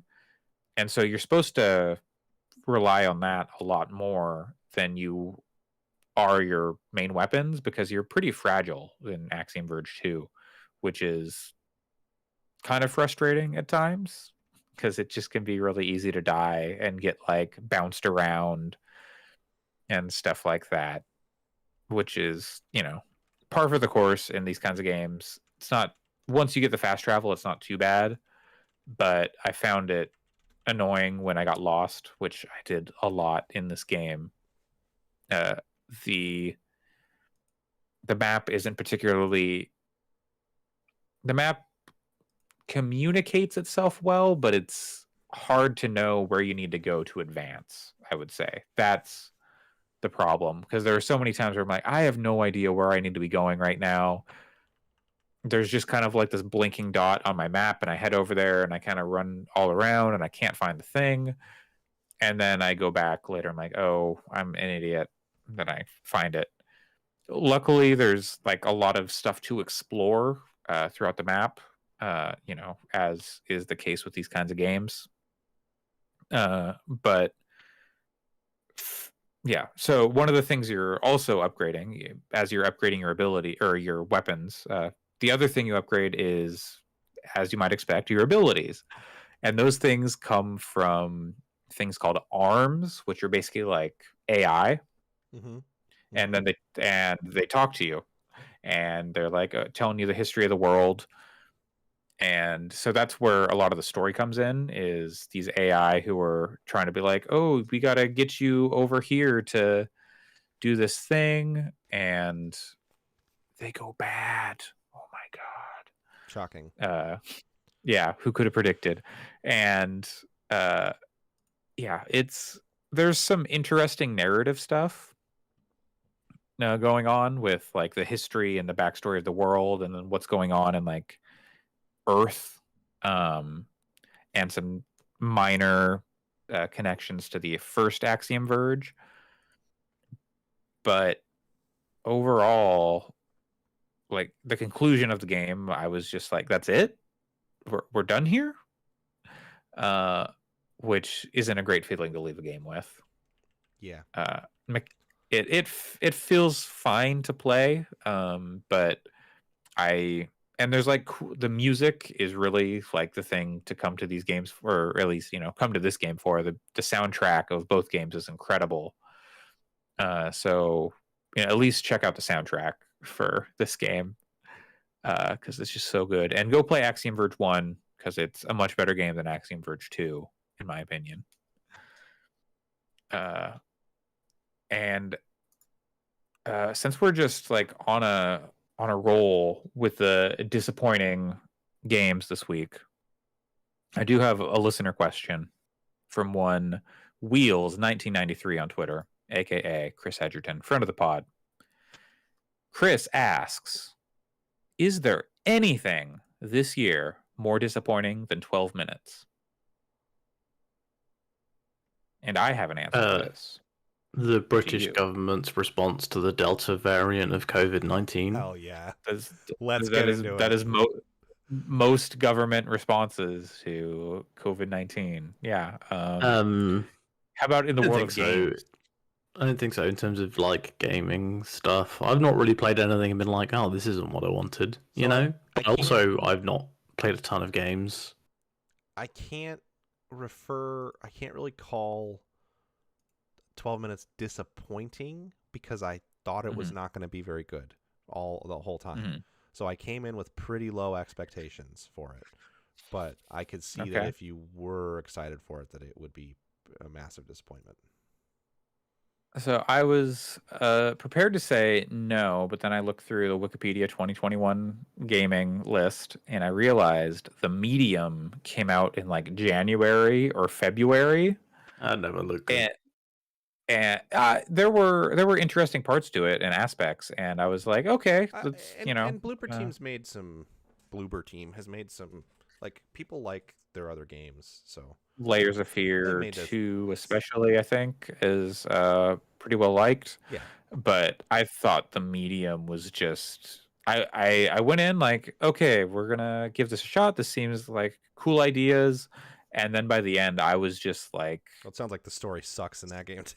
Yeah, the story is just absolutely, like, problematic. And it's perhaps more problematic than 12 minutes, which is really saying something. 12 minutes is like, what are we do? What is the story you're writing? And, like, you know, there are definitely issues there, but I think the message... it's problematic, but what isn't? I think the messaging, like what the Medium puts across in the end is far more like offensive than anything in 12 minutes. I think the difference is from what I didn't finish the Medium and I don't intend to. From what I have played though of the Medium is it appears that at least in 12 minutes the thing that is problematic, the developer isn't necessarily looking at you going, isn't this is the way life is. In the Medium it's more like the developer is like presenting you their views on the world and people, like mental health and people, in a way that really fucking sucks.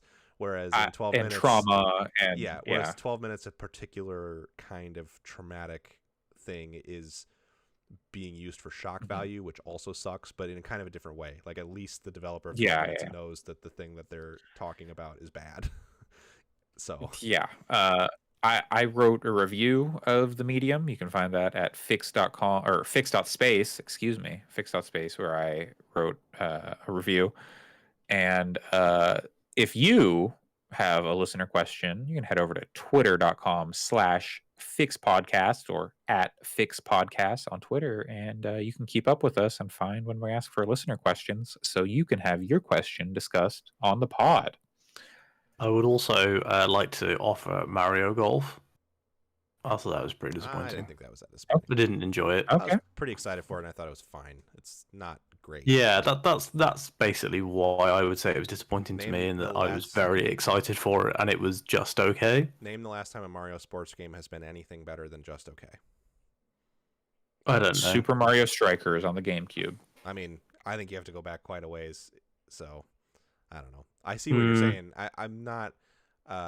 It's every time one comes out, I'm like, this is the one. They'll fix it this time. No, but it's also reasonable to be very excited about any game and then to be disappointed in it, even if it's one that other people say has looked bad all along. So anyone's most disappointing can be personal. I honestly this year I haven't really been disappointed by any games I can think of, because the ones I haven't liked, I came in with pretty low expectations in the first place. I've really only played stuff either that seemed bad but interesting, or games that I was like that I'm surprised by. So I feel like I've basically only played stuff this year that I've been really fond of. There's very few games that I've like For the played most and been part, like, oh, this yeah. isn't great. I've been pretty happy. Oh, with Genesis most of what I've Noir, but I think that came out last year. played. No, I think it No, came out that this was year. this but year. I just kind of I couldn't because understand that game and just I- like turned it off. I actually I own it, played so an I hour and it just gonna- didn't play well enough. I'm gonna check out But, yeah. Chernobyl Light this weekend. I'm excited about that. That Oh, one's okay. that one's Yep. good. Yeah, that does sound like a Some U new- game. Some new games that seem surprised. Sam, how are you doing on time? You got time? I got 8 minutes. 8 minutes. We only got 8 minutes. Well- Okay. Well, Save the world. Yeah. Twice. I was gonna say before Sam leaves, what else are you looking? Is there anything else you're looking forward to this year? Little Tales of Arise.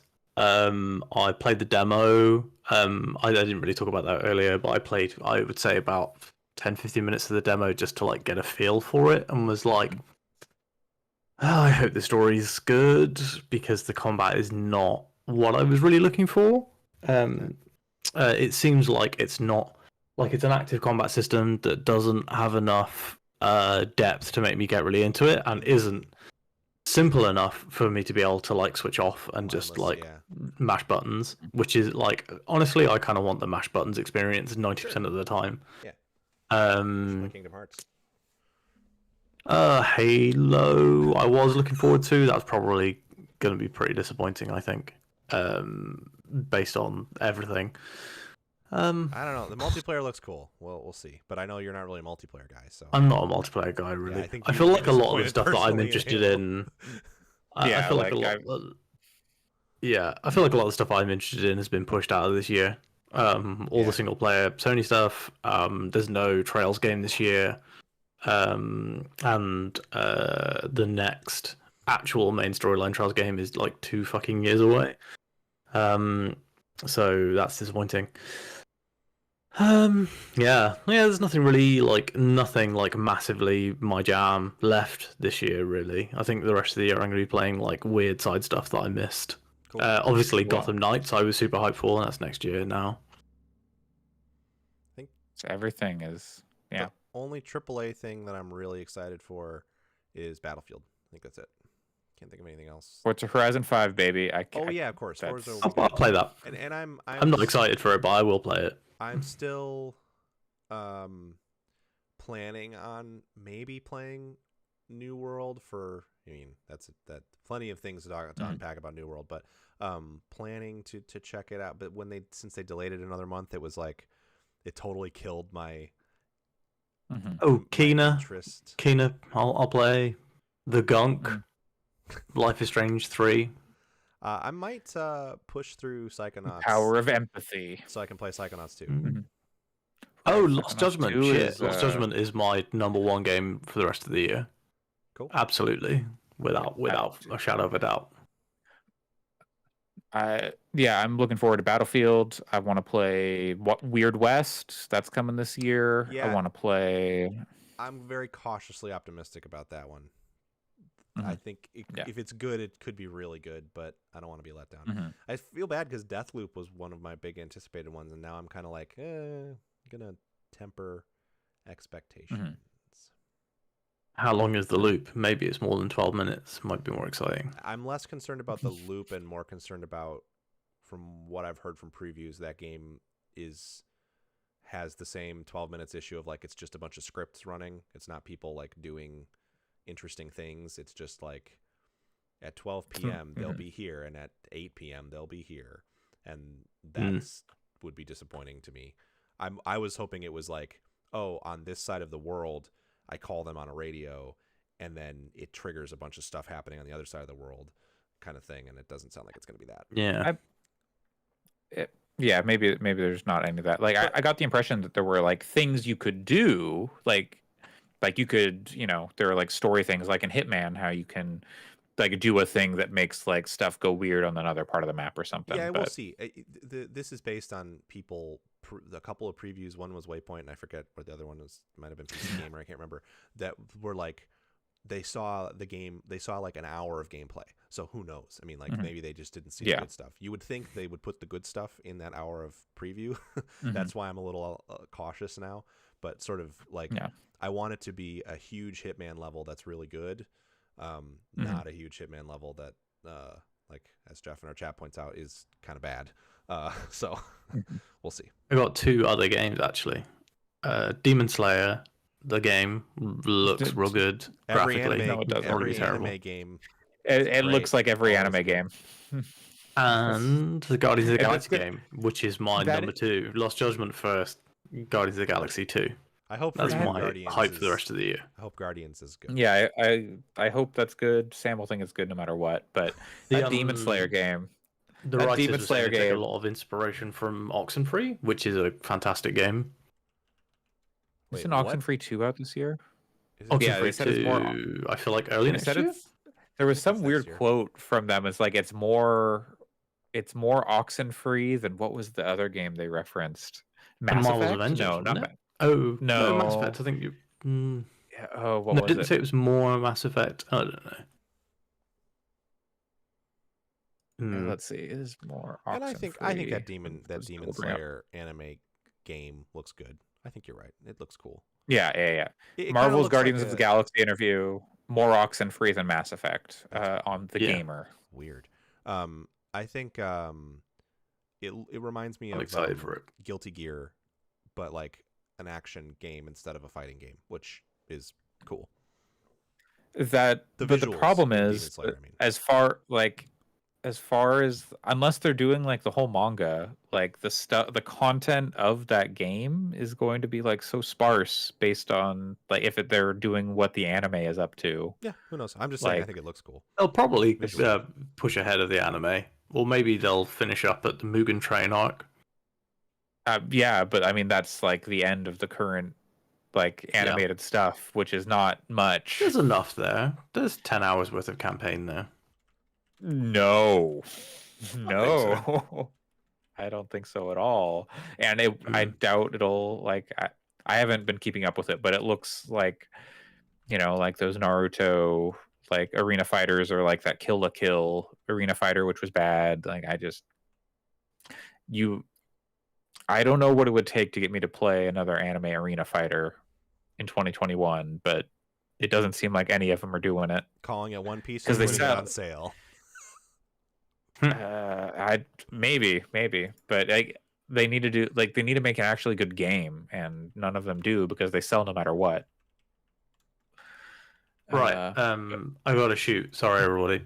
That's okay. No, I asked you that so that we could let you go on an interesting note. Well, I did want to talk about End of Evangelion, the Evangelion rebuild, but everyone can ask me questions about that on Twitter. We don't discuss anime. It is an anime podcast. I've seen the show notes. It's not. No, we're under new management. All right, everybody, ask me questions about manga and anime on Twitter. Bye. Okay. Well, where is your Twitter? What is your Twitter? Well, they can find it. It's not hard. Everyone who listens to this follows me, I expect. All right, bye. Don't think that's true, but okay. Bye-bye. You can find Sam on Twitter at SGCH. And that brings us to the news. Desperately want to watch the Ava rebuilds because they look fucking sick. So I do a little bit too, but I think I can finally rent Fast and Furious, maybe, so I can finally see it. But it's like $20 to rent. But now I don't have to go to a theater, and like the timing was like there was like one showing that was subbed in Japan. So like all the others are dubbed, and I want to go see the Green Knight really bad, but I can't seem to find time. And I'm movies. The return to being able to go. Not that most places you probably shouldn't go see movies, but I'm fully vaccinated, and we have pretty good vaccination numbers in King County here, so I'm okay with going to see a movie that's not packed. And it's hard to find time now because it's like I got used to all of my time being very much like sitting around playing games and stuff. So I have a bunch of Mhm. sitting around playing games, standing appointments now. So a Mhm. free night to say, oh, I'm going to go to a movie, not easy to find. Well, maybe you can find a free night to boot up another version of Skyrim. Yes, that I will be doing. I'm excited about this. It was perfect You're a timing for me. sucker. No, I'm not a You're a sucker. sucker. I'm not a sucker. They let you upgrade your version of Skyrim to this Okay. new shit Oh, all the time. if you're buying, Yeah. okay. I guess if you're on PC, it doesn't matter. Yeah. No, I might, and Uh, I don't know. I might get it on PlayStation if I want to play it there. But like, I don't. oh my god. I don't. It's like the. I think that mentality is like so much a people just being. I'm not saying you right now are doing this, but I think a lot of people are just like mad that Skyrim is good. Oh yeah. and so, I mean, then I people wanna disagree play with it. that statement, but like it is. But Really, it's just there's a far superior game that it has now surpassed in terms of ports to new consoles. Skyrim has now been ported more times than Resident Evil 4. and like I think it's totally like matter of opinion and totally down to personal Yeah. taste if you like or don't like Skyrim. I'm not saying people have to like Skyrim, but people love Skyrim. You can't like They do. there's this like, and I'm one of them, and there's this weird like it comes off as this like weird elitism that people have developed around like sticking their nose up at Skyrim, and I'm kind of like, they re-release movies all the time on different mediums and stuff. So I guess what I should do is now every time there's a new release of like people's favorite movie, the next time there's, I mean, I love Lord of the Rings, but like, do people go another Lord of the Rings release when a new package comes out? No, because it's like, yeah, that's what they do with stuff. They put it out again. To be fair, I will give them this. They did change the genre of Skyrim. It is now no longer an RPG. It is now a JRPG because 'cause they there's added fishing. fishing. That's the one thing about Yeah. this package that I think is a little funny is I don't know how much the stuff like that, some of those improvements are from mods, and how much of it is stuff that was developed, and I'm interested to see how they implement that stuff in the game, and like I mean, obviously there are some mods that are so high quality that there's no reason you shouldn't pay for them, but Yeah. I don't know. It'll be interesting to see how those things combine, because while I have tons of respect for modding and I think it's great that people pour so much into mods, generally I want the like authored stuff from the developers, and I'm not necessarily You want the dirty faces. Well, I want the dirty faces when I'm playing through the game. I want to browse mods and try some out and see the work people put into them, but I don't necessarily want to play through the game with them. And so it'll be interesting to see how they implement that, like the over 500 community mods, because I think that's the only new thing in this version of it. That and the fishing. But that's what I mean is I don't know if the fishing is yeah. a mod. It might be that the fishing is one of the 500 mods that Maybe. are in the game. Yeah, I'm not sure. So yeah, I don't know, but I do think people like Chris points out in our chat, like everybody has that thing that they own 4 copies of, and like fuck off. Just because you stick your nose up at Skyrim and you think you don't like it, like I don't like Mass Effect that much personally, and but I understand why people want like a bunch of cool different versions of Mass Effect. It's fine. You don't have to be an ass about it on Twitter. No, I'll just be an ass to you personally right here on this Well, that's a podcast. little bit Say it to your different. face. We have a personal. We can talk about it personally and debate the merits of, I guess, Resident Evil 4 versus Skyrim. 2 more apples to oranges game things is hard to find. Yeah. The one thing I was surprised by is like, but I guess if they allow it to upgrade, is that it's on PS4 and Xbox One still, and it's not just. And they want to do that because that's where the audience is. But they already did a PS4, Xbox One version, so this is the second release of Skyrim on these on the PS4, Xbox One versions. Yeah, I mean, I think the memes can be funny. I don't think it's that egregious. I think like even companies have done that. Like they put out different versions of Street Fighter all the time and stuff. Like there's plenty. Oh of, yeah, no, yeah, the plenty Street of Fighter.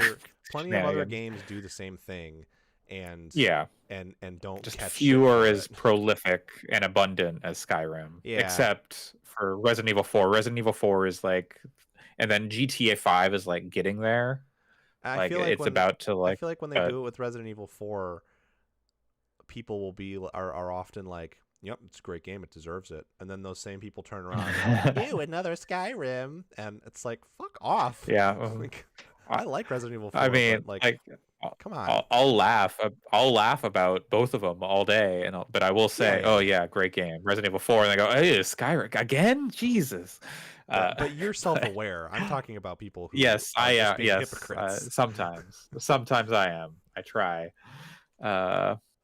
But yeah, so look forward to Skyrim again. I think Skyrim's at like 13 or 14 like ports, and Resident Evil is like 12 or 13. So there's chance though. We still got 2 new consoles. Oh, yeah. Resident Evil 4 can come to these new consoles, but I guess they're doing the remake, so who knows? Anyway, our next news story. This one's a banger. Kiryu from Yakuza, everybody's favorite himbo, is coming to Super Monkey Ball. Did you see it's a good pairing, and did you see there was a comic that was like a character from Pokemon Diamond and Pearl, and the character's like, Oh, "Hello, Kiryu from Yeah. Yakuza," and Kiryu's like, "Hello, character from Pokemon Diamond and Pearl," and then it showed them both as the TV version. Yeah, the trailer is just so buck wild. It's like Kiryu gets in the monkey ball, just like running down, collecting all these bananas. They're doing all sorts of weird stuff with that new monkey ball game. Yeah, I don't know that I'm going to play it, but they're having fun. Sega's having fun with like all their properties, and I love it. Yeah, I They're want to play just that. like, yeah, game. but It's cool. yeah, that's I love good some Monkey stuff. Ball. Let's see. Next up, this one is Square Enix. Remember Outriders? That game came out this year. Yes. People Can Fly is claiming what? that they have not received. That game Yes. was maybe more disappointing to me than 12 minutes, maybe. Okay, yeah, because I mean, I- you had more expectations for Yes, that, so I can see it. disliked it less than 12 minutes, and I may end up going back and finishing it someday because it was like at least fun to me. But I was hoping Mhm. that game was gonna be like be one that I put a lot Yeah. of time into, and I didn't even finish Mhm. it. So Well, People Can Fly is claiming that they have not received any royalties from Square Enix, which they should receive once the game has recouped development costs. And they believe they've sold enough, like between 2.5 and 3 million copies, and then other people more than that with Game Pass. But they have not seen any money from Square, and they can only assume that means Square doesn't think they've recouped dev costs for some reason. Square Enix screwing over one of their publishing deal developers? No. They're gonna make them. They They're would gonna make them make never. a Star Wars service game. Yep. It's like yeah. I'm not surprised at all. And it's certainly extraordinarily frustrating that Square Enix just does this shit over and over and over again and never seems to like face any repercussions for it. Yeah, it's very interesting. How they haven't received royalties. They don't have like the hard sales numbers or anything either. Like they're just not getting that data. And that game was on Game Pass, so a lot of people played it. And I don't know what's up with that. It's interesting that they're out there like actually saying, yeah, we're not getting our royalties like to the news and not trying to like work it out. I bet they have been trying to work it out. And well, yeah. That this has spilled over into the public. I hadn't thought about this, but I bet it's a thing that a publisher can sign a deal with Microsoft for Game Pass, collect a bunch of money, and then say to the developer like, well, it didn't sell though. We made a bunch of money on it, but it didn't sell. Sorry. And seems like a vector for incredible insidiousness through Yeah. Through Well, Game and Pass like that game deals. wasn't like Not that it's Microsoft's super fault. heavy on like it wasn't super heavy on microtransactions or anything, right? As far as I So don't think it had any really. That I can because it think wasn't of. like a service game, it was like No, you no, play it through the was like game and then like you can it was a like Diablo. raise the It was difficulty, Diablo. but yeah. It was like there was plenty to continue playing it for hundreds of hours if you wanted to, and they did add stuff here and there. There was like a raid Sure. equivalent, but it was not structured like Destiny at all. And I Right. don't think there were any microtransactions really. Okay. Microtransactions, not in this game. And next news story. Speaking of devs, just like screwing over other devs, Fortnite just put Among Us in the game, basically. They already Like did I this thought, once before. I thought, or they announced it or No, something. you It- could play it. It was in there last year Okay. or earlier this year. I played it a fair Maybe bit. they. So I guess it was a little more blatant this I think it's time more with the map blatant, they yeah. used. Like they had like an imposter type mode. This time, it was basically just Among Us. I think it's the with map like more than anything because the uh-huh. last mode was the same. I mean, it was Among Us. For Okay. Sure. Social deduction game, like nothing new. Among Us didn't pioneer the genre. That's. Uh, I think it sucks that there's a few angles on this. Like, yes, I want to be clear that it is that Epic is ripping off Among Us. I'm not yes, defending 100%. Epic here, and I do think it's a little funny that the Among Us devs are like talking about it because one, Among Us is ludicrously successful. It's not like it's not like they're like. I think sometimes I feel like they sort of still play the part of like plucky indie dev, and I know they're a very small team and they are indie, but like that game is enormously popular. It's huge. They've made a lot of money on it. So like, did they start selling cosmetics? Is that a thing they do? Maybe for very little. The game is a really good value too, to their credit. Yeah. Like it's like $5, Yeah. and the cosmetics are like $1 or something if they do sell any. Okay. So Yeah. I don't know. not saying that they're doing anything wrong by making a ton of money. No, on it. no, It's, no. like good for them. But I do think the like Fortnite ripped us off thing is like, well, you're not really conceptually mapping the social deduction framework to a video game. Maybe it was really well done and they deserve the credit for that, but the concepts at play have been around for a pretty long time. So I just think it's they do sell cosmetics, but they're like $2 or for like a bundle of like 3 or 4 hats. So and like again, Epic is definitely the Goliath to their David or whatever. But I part of me the Among Us devs are specifically calling out the map. Yeah. Like they're not like, oh, they took our game idea. No, they're I know. calling out like I don't want to sound like they I'm coming off they're- too much. Yeah. Like hitting them too hard. Like I don't think that they're doing anything wrong necessarily. It's more just that I kind of chuckled at the whole thing, as like Fortnite rips stuff off all the time, and this is like another one in a row. And honestly, I think that they should consider legal action if it. I mean, it looks like it is almost to the point where they could, because it is a pretty heavy rip off of their map, and they should go ahead. They should do that because like it would be nice for Epic to get clapped for the way they rip stuff off for sure. Sure.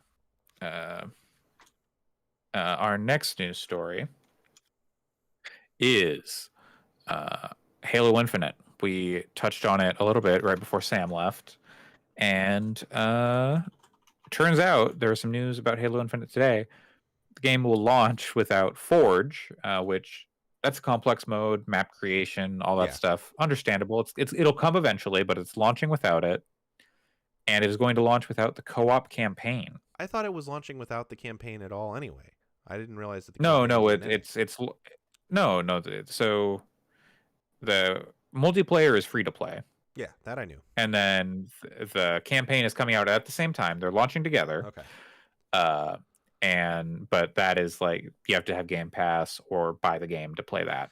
Yeah, the thing I thought, I mean, that's correct. But I was thinking all this time that they were launching the multiplayer for free in beta, beta this holiday, and then the campaign was coming next year. So there have been rumors and stuff about that, but I believe like there have been ratings for Halo with like the Mhm. Australian ratings board and stuff going around. That means like games are close. They have like said still holiday 2020. I imagine Gamescom opening night live or whatever Gamescom will probably get a date because they've said their Gamescom stuff is updates on stuff we already know about. And they've said campaign co-op will come within like is supposed to come within like 3 months. I'm not sure what the word on Forge is. I didn't check that, but that's makes me wonder what on earth were they going to put out last year? Yeah, well, I mean, Like who knows? what was that game that going whole to thing look like? speaks to, like is to me sounds like they kept the date as long as they did for internal reasons because somebody somewhere said something in a meeting about like, well, we're just going to kill the whole division if you can't get Halo out this year or something boneheaded like that, and then they had to play along like they were actually going to release it, and they always knew they were going to have to push it. Like I there's no way that they didn't know that they were going to have to push it. Yeah, I don't know what to make of it, but like the fact that the game got pushed a year and then they're still like and co-op campaign not in it, like okay, I guess. That's like the whole reason is a lot of people play those games. So it's Yeah. weird. It's weird. And like it's supposed to be like a service thing and they're gonna build on it, right? That's what's up with the campaign, right? So at least there'll like eventually there'll be stuff and people will replay the campaign and whatever. The multiplayer is free at least, so if that's really what you care about, you can at least you've got it's the only multiplayer thing to play. in, so it's kind of whatever. Yeah. But just very I've heard it's very like, interesting. I've heard it's like Splitgate, but instead of portals, you have a grappling hook. Oh, I see. Actually, that could be like pretty cool. Like I might be better at that than I am at Splitgate because I always forget to use the portals, and then like you can at least see where someone's coming from. It'd be like Naraka Blade Point, but with guns and a first-person shooter. Yeah, I don't know if that would work because you'd have snipers and they could just shoot you from across the map, and I bet there'd be a lot of cheating. And it might attract. I mean, that's just Halo, baby. It might attract shitty streamers who would say bad stuff on stream and be racist. So we shouldn't do heated Spartan moment. we shouldn't do first person Naraka Blade Point. And our last story, I briefly mentioned Jeff Keighley opening night live, Gamescom. Jeff Keighley out here teasing Saints Row. I guess Saints Row out here teasing itself because the Twitter account, seems like a new Saints Row is in the works. I think it was known that a new Saints Row was in the works, but it looks like we're going to get it revealed imminently. Do we need another Saints Row in the 2020s? Did Saints Row need to make the jump to the 2020s? Well, what if it's an MMO just skewering Grand Theft Auto Online? I don't know. I don't think that's very. It'd be terrible. Whatever. Who No. cares? Like Grand Theft Auto Online is its own thing. It's blown up. It's fine. It's whatever. What if it's a social deduction game? Okay. With like I don't know. With like button, you go around and then you push the square. And you're in the button. time machine. You're in the time machine from Saints Row 4, and you're traveling through time, and then there's like aliens on board or something. I don't know. And then like you got to go like fuck the people to like. Yeah. Or the alien. Yeah. Yeah. I think we figured it out. We know what Saints Row 4 or 5. Slider. Yeah. That's you got to pay $2.99 for that one to unlock the sex appeal slider. There was something else I was thinking of, and I was shit. What was it now? Like fairly big. There was a studio that I like.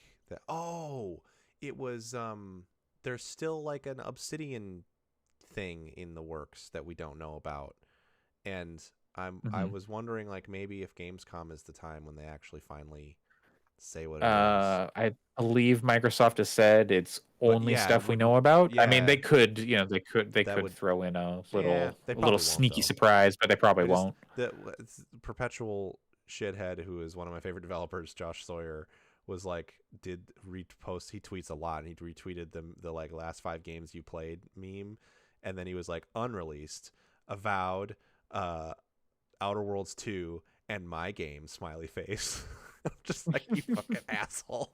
I want to know what that game is so bad. Because he's like, he's like one of the he's a creative director at the studio, was one of the leads on Pillars 1 and 2, was one of the leads on New Vegas way back when. So I really want to know. Who knows? But Oh. yeah, is there any? In our chat, Jeff has a great idea. What if the new Saints Row was like a 13-minute time loop that you played over and over again? I assume like every time you just like, I don't know, shoot a different person in the face or do a different drug. Yeah, Jack you off could in get a different area. Yeah. Johnny Gat's there. Keith David. Yeah. The thing that makes me mad is that conceptually, I really liked that game they did post Saints Row. I forget what it's called now because it wasn't very good, but it was like it was also an open world game, but it was like character based and characters with different abilities, and you go down and do different missions and stuff. It was actually 110% the thing I wanted from an Avengers game, and I thought mostly it got it, but it just was lifeless enough that it didn't catch on and people hated it. I think it's too bad because I found that to me to be more interesting than Saints Row, but they're never going to make one of those again. I don't know what, like, do they continue? Because like the time machine stuff with Saints Row, like they could do. What if it's a Western? What if it's if they went after Red Dead with it, that would be funny. Yeah, they do into that. Yeah, and then you've got like your horse doing dumb shit, and you like paint your horse purple or something, put NOS on a horse. I don't know. I've really never. I know people talk about how like they really like Saints Row and they feel like it's actually subversive and stuff. It's never worked for me. I've always just kind of been like, no, I think they're just also making dick jokes. Like I've never thought it was particularly highbrow, but I don't know. Yeah, I don't know that I think there's anything subversive. Like it's definitely taken the piss out of like those kinds of games. Agents of Mayhem, that's what it was called. Right. It's really hard to push past dildo bats we got in the chat from Wheels, and but the dildo bat, the physics on the dildo bat. Imagine what we could do with ray tracing on a dildo bat in 2021, 2022. Like the things my 3070 could do to that dildo bat, like the subsurface scattering. Wait a minute. Well, what if it's set in like a late medieval, early Renaissance castle, and the dildo bats are actual bats? They're like vampire bats with like dildos attached to them. Well, or like flying dildos with bat wings. Okay, yeah, sure. And then you have like I don't know. I guess your character just dresses up in like fetish gear and also uses a whip. What if they did Mike Mahardy voices all of the dildo bats. Hey, I'm flying over here. I could beat a bear in a fight. I don't know how my Mike Mahardy voice is. That's about how he did the. What if they did some, coming off your medieval idea? They did like they took a page out of Gearbox's book and they did like a Dungeons and Dragons, and it's just the crew sitting around a table playing Dungeons and Dragons, but as their characters with the Saints Row flair. That would specifically not work for me because goofy fantasy is like one of my most hated genres. The only thing that's ever done it well is Monty Python and the Holy Grail. Okay. But otherwise I don't like anything that riffs on that at all. Like I only like the Monty Python movie. I don't like it when people make references to it. I don't even like it when people I know are like, it's like a holy hand grenade. Like, no, just don't talk about it ever again. It was funny then.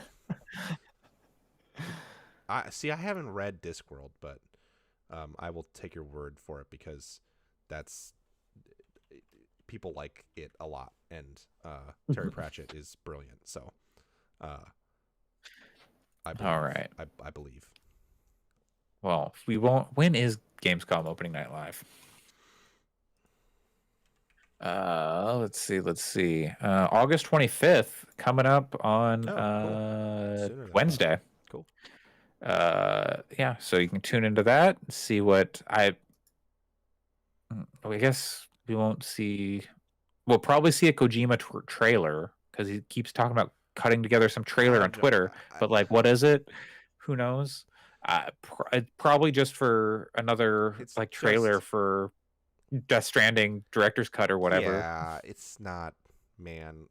We don't have to get into it, but man, the way that Blue Box stuff imploded over the last 2 weeks is also very funny. It's like I haven't seen any updates. Like I don't know if there's any updates to the trailer. Like no. Oh yeah, Kojima really liking 12 minutes. He really likes 12 minutes. He is. That's not surprising to me at all. Yeah. I hope that he takes inspiration from 12 minutes and puts a time loop in something, and it's actually really fucking cool because for some reason, even though he's kind of a doofus, he makes things I like. Yeah. There's an earnestness to what he's making that just makes it work. For some weird, it's so weird. I almost would rather see someone riff on 12 minutes because they earnestly think it's really good than play 12 minutes.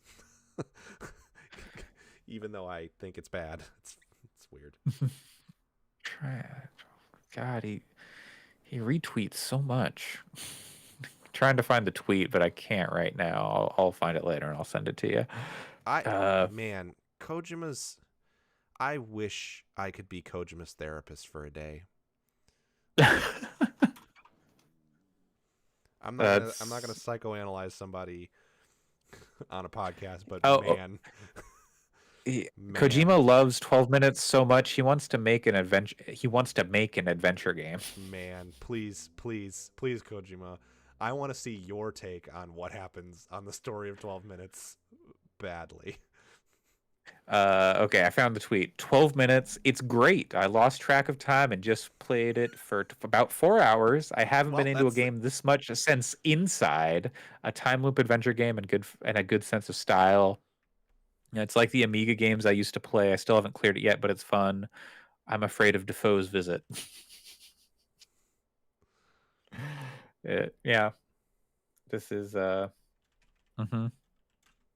So look forward to Kojima's adventure game inspired by 12 minutes. Yeah. I just wish privately I could just really grill him about gender and his relationship with gender and his relationship with his mother and yeah, man. I mean, he's a fascinating figure. He certainly doesn't owe the world that conversation publicly, and I would have no interest in speculating on any of his mental health, his or anyone's mental health. But man, I would love to talk to him about that stuff. Yeah, there's. But we'll have to have that conversation another time. Or not. That's as far as I'll ever really have that conversation. Oh, I mean, we'll have to have that conversation with Kojima another time. We'll get him on the pod maybe, and we'll take it off air. Just like we're about to take things off air right now. Last thought. Anything you want to see or hoping to see at Gamescom?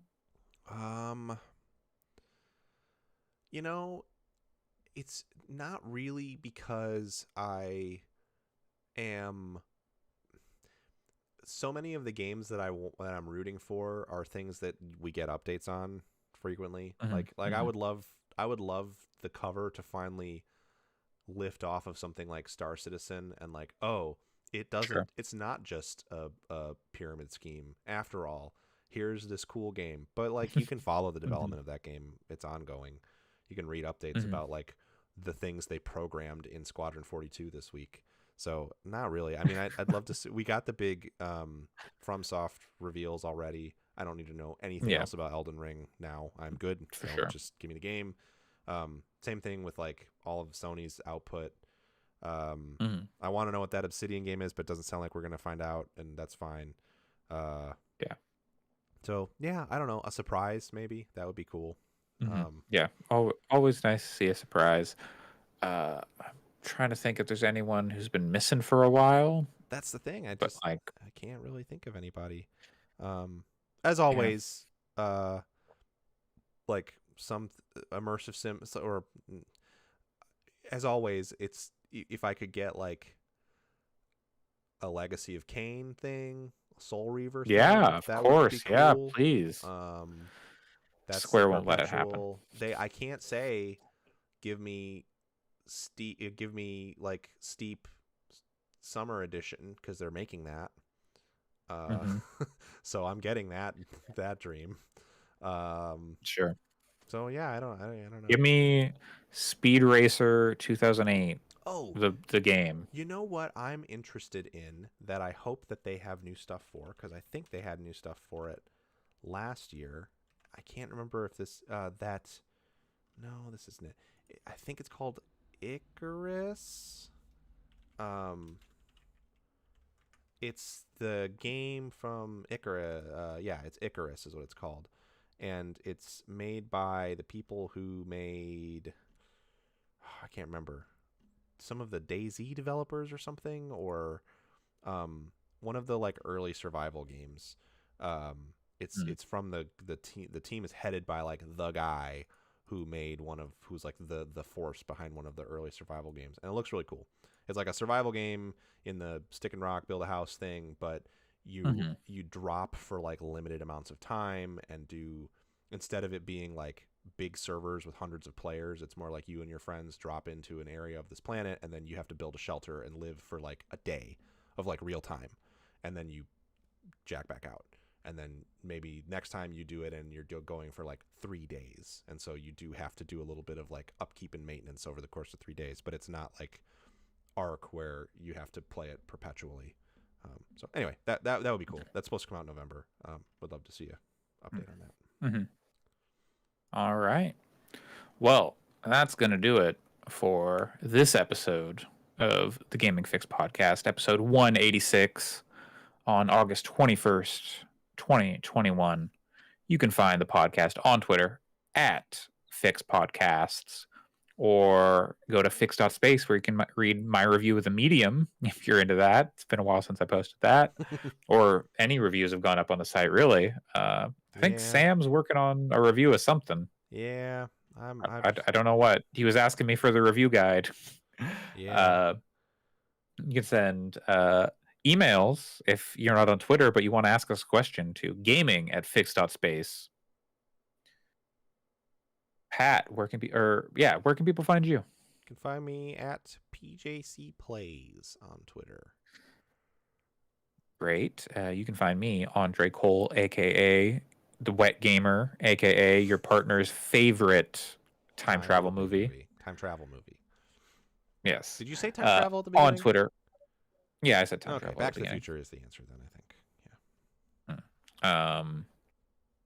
You can find me on Twitter at CoolSloth, COOLSL4W, or on Twitch, twitch.tv/COLESL4W. I'm streaming off and on the next few weeks. Then I'm going to get into a different schedule. We'll see how that goes. Waiting on that affiliate email. I'm there.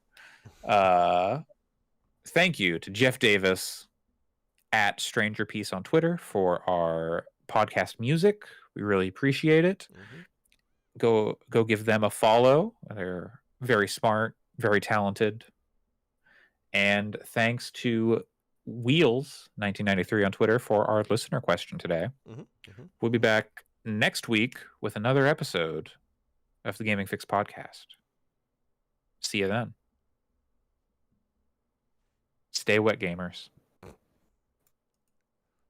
Can't believe I got Timur Hussein. I got Stay Wet Gamers on the Bombcast, baby. I made it. Some people were talking to me about the Bombcast who don't listen to the podcast, to our podcast, but they know about it. And I was like, that email did come from one of my podcast co-hosts, and everybody thought it was very funny. It was people from my racing team. Did they comment on Stay Wet Gamers? No, I brought that up. Because Jeff Bakalar really seemed like he would be like, what does that mean? But they just steamrolled right past it like it didn't happen. This is like the dire darkness of where we are. I've pulled up this Icarus page, and I bet there will be a thing at Gamescom because their beta weekends start next weekend.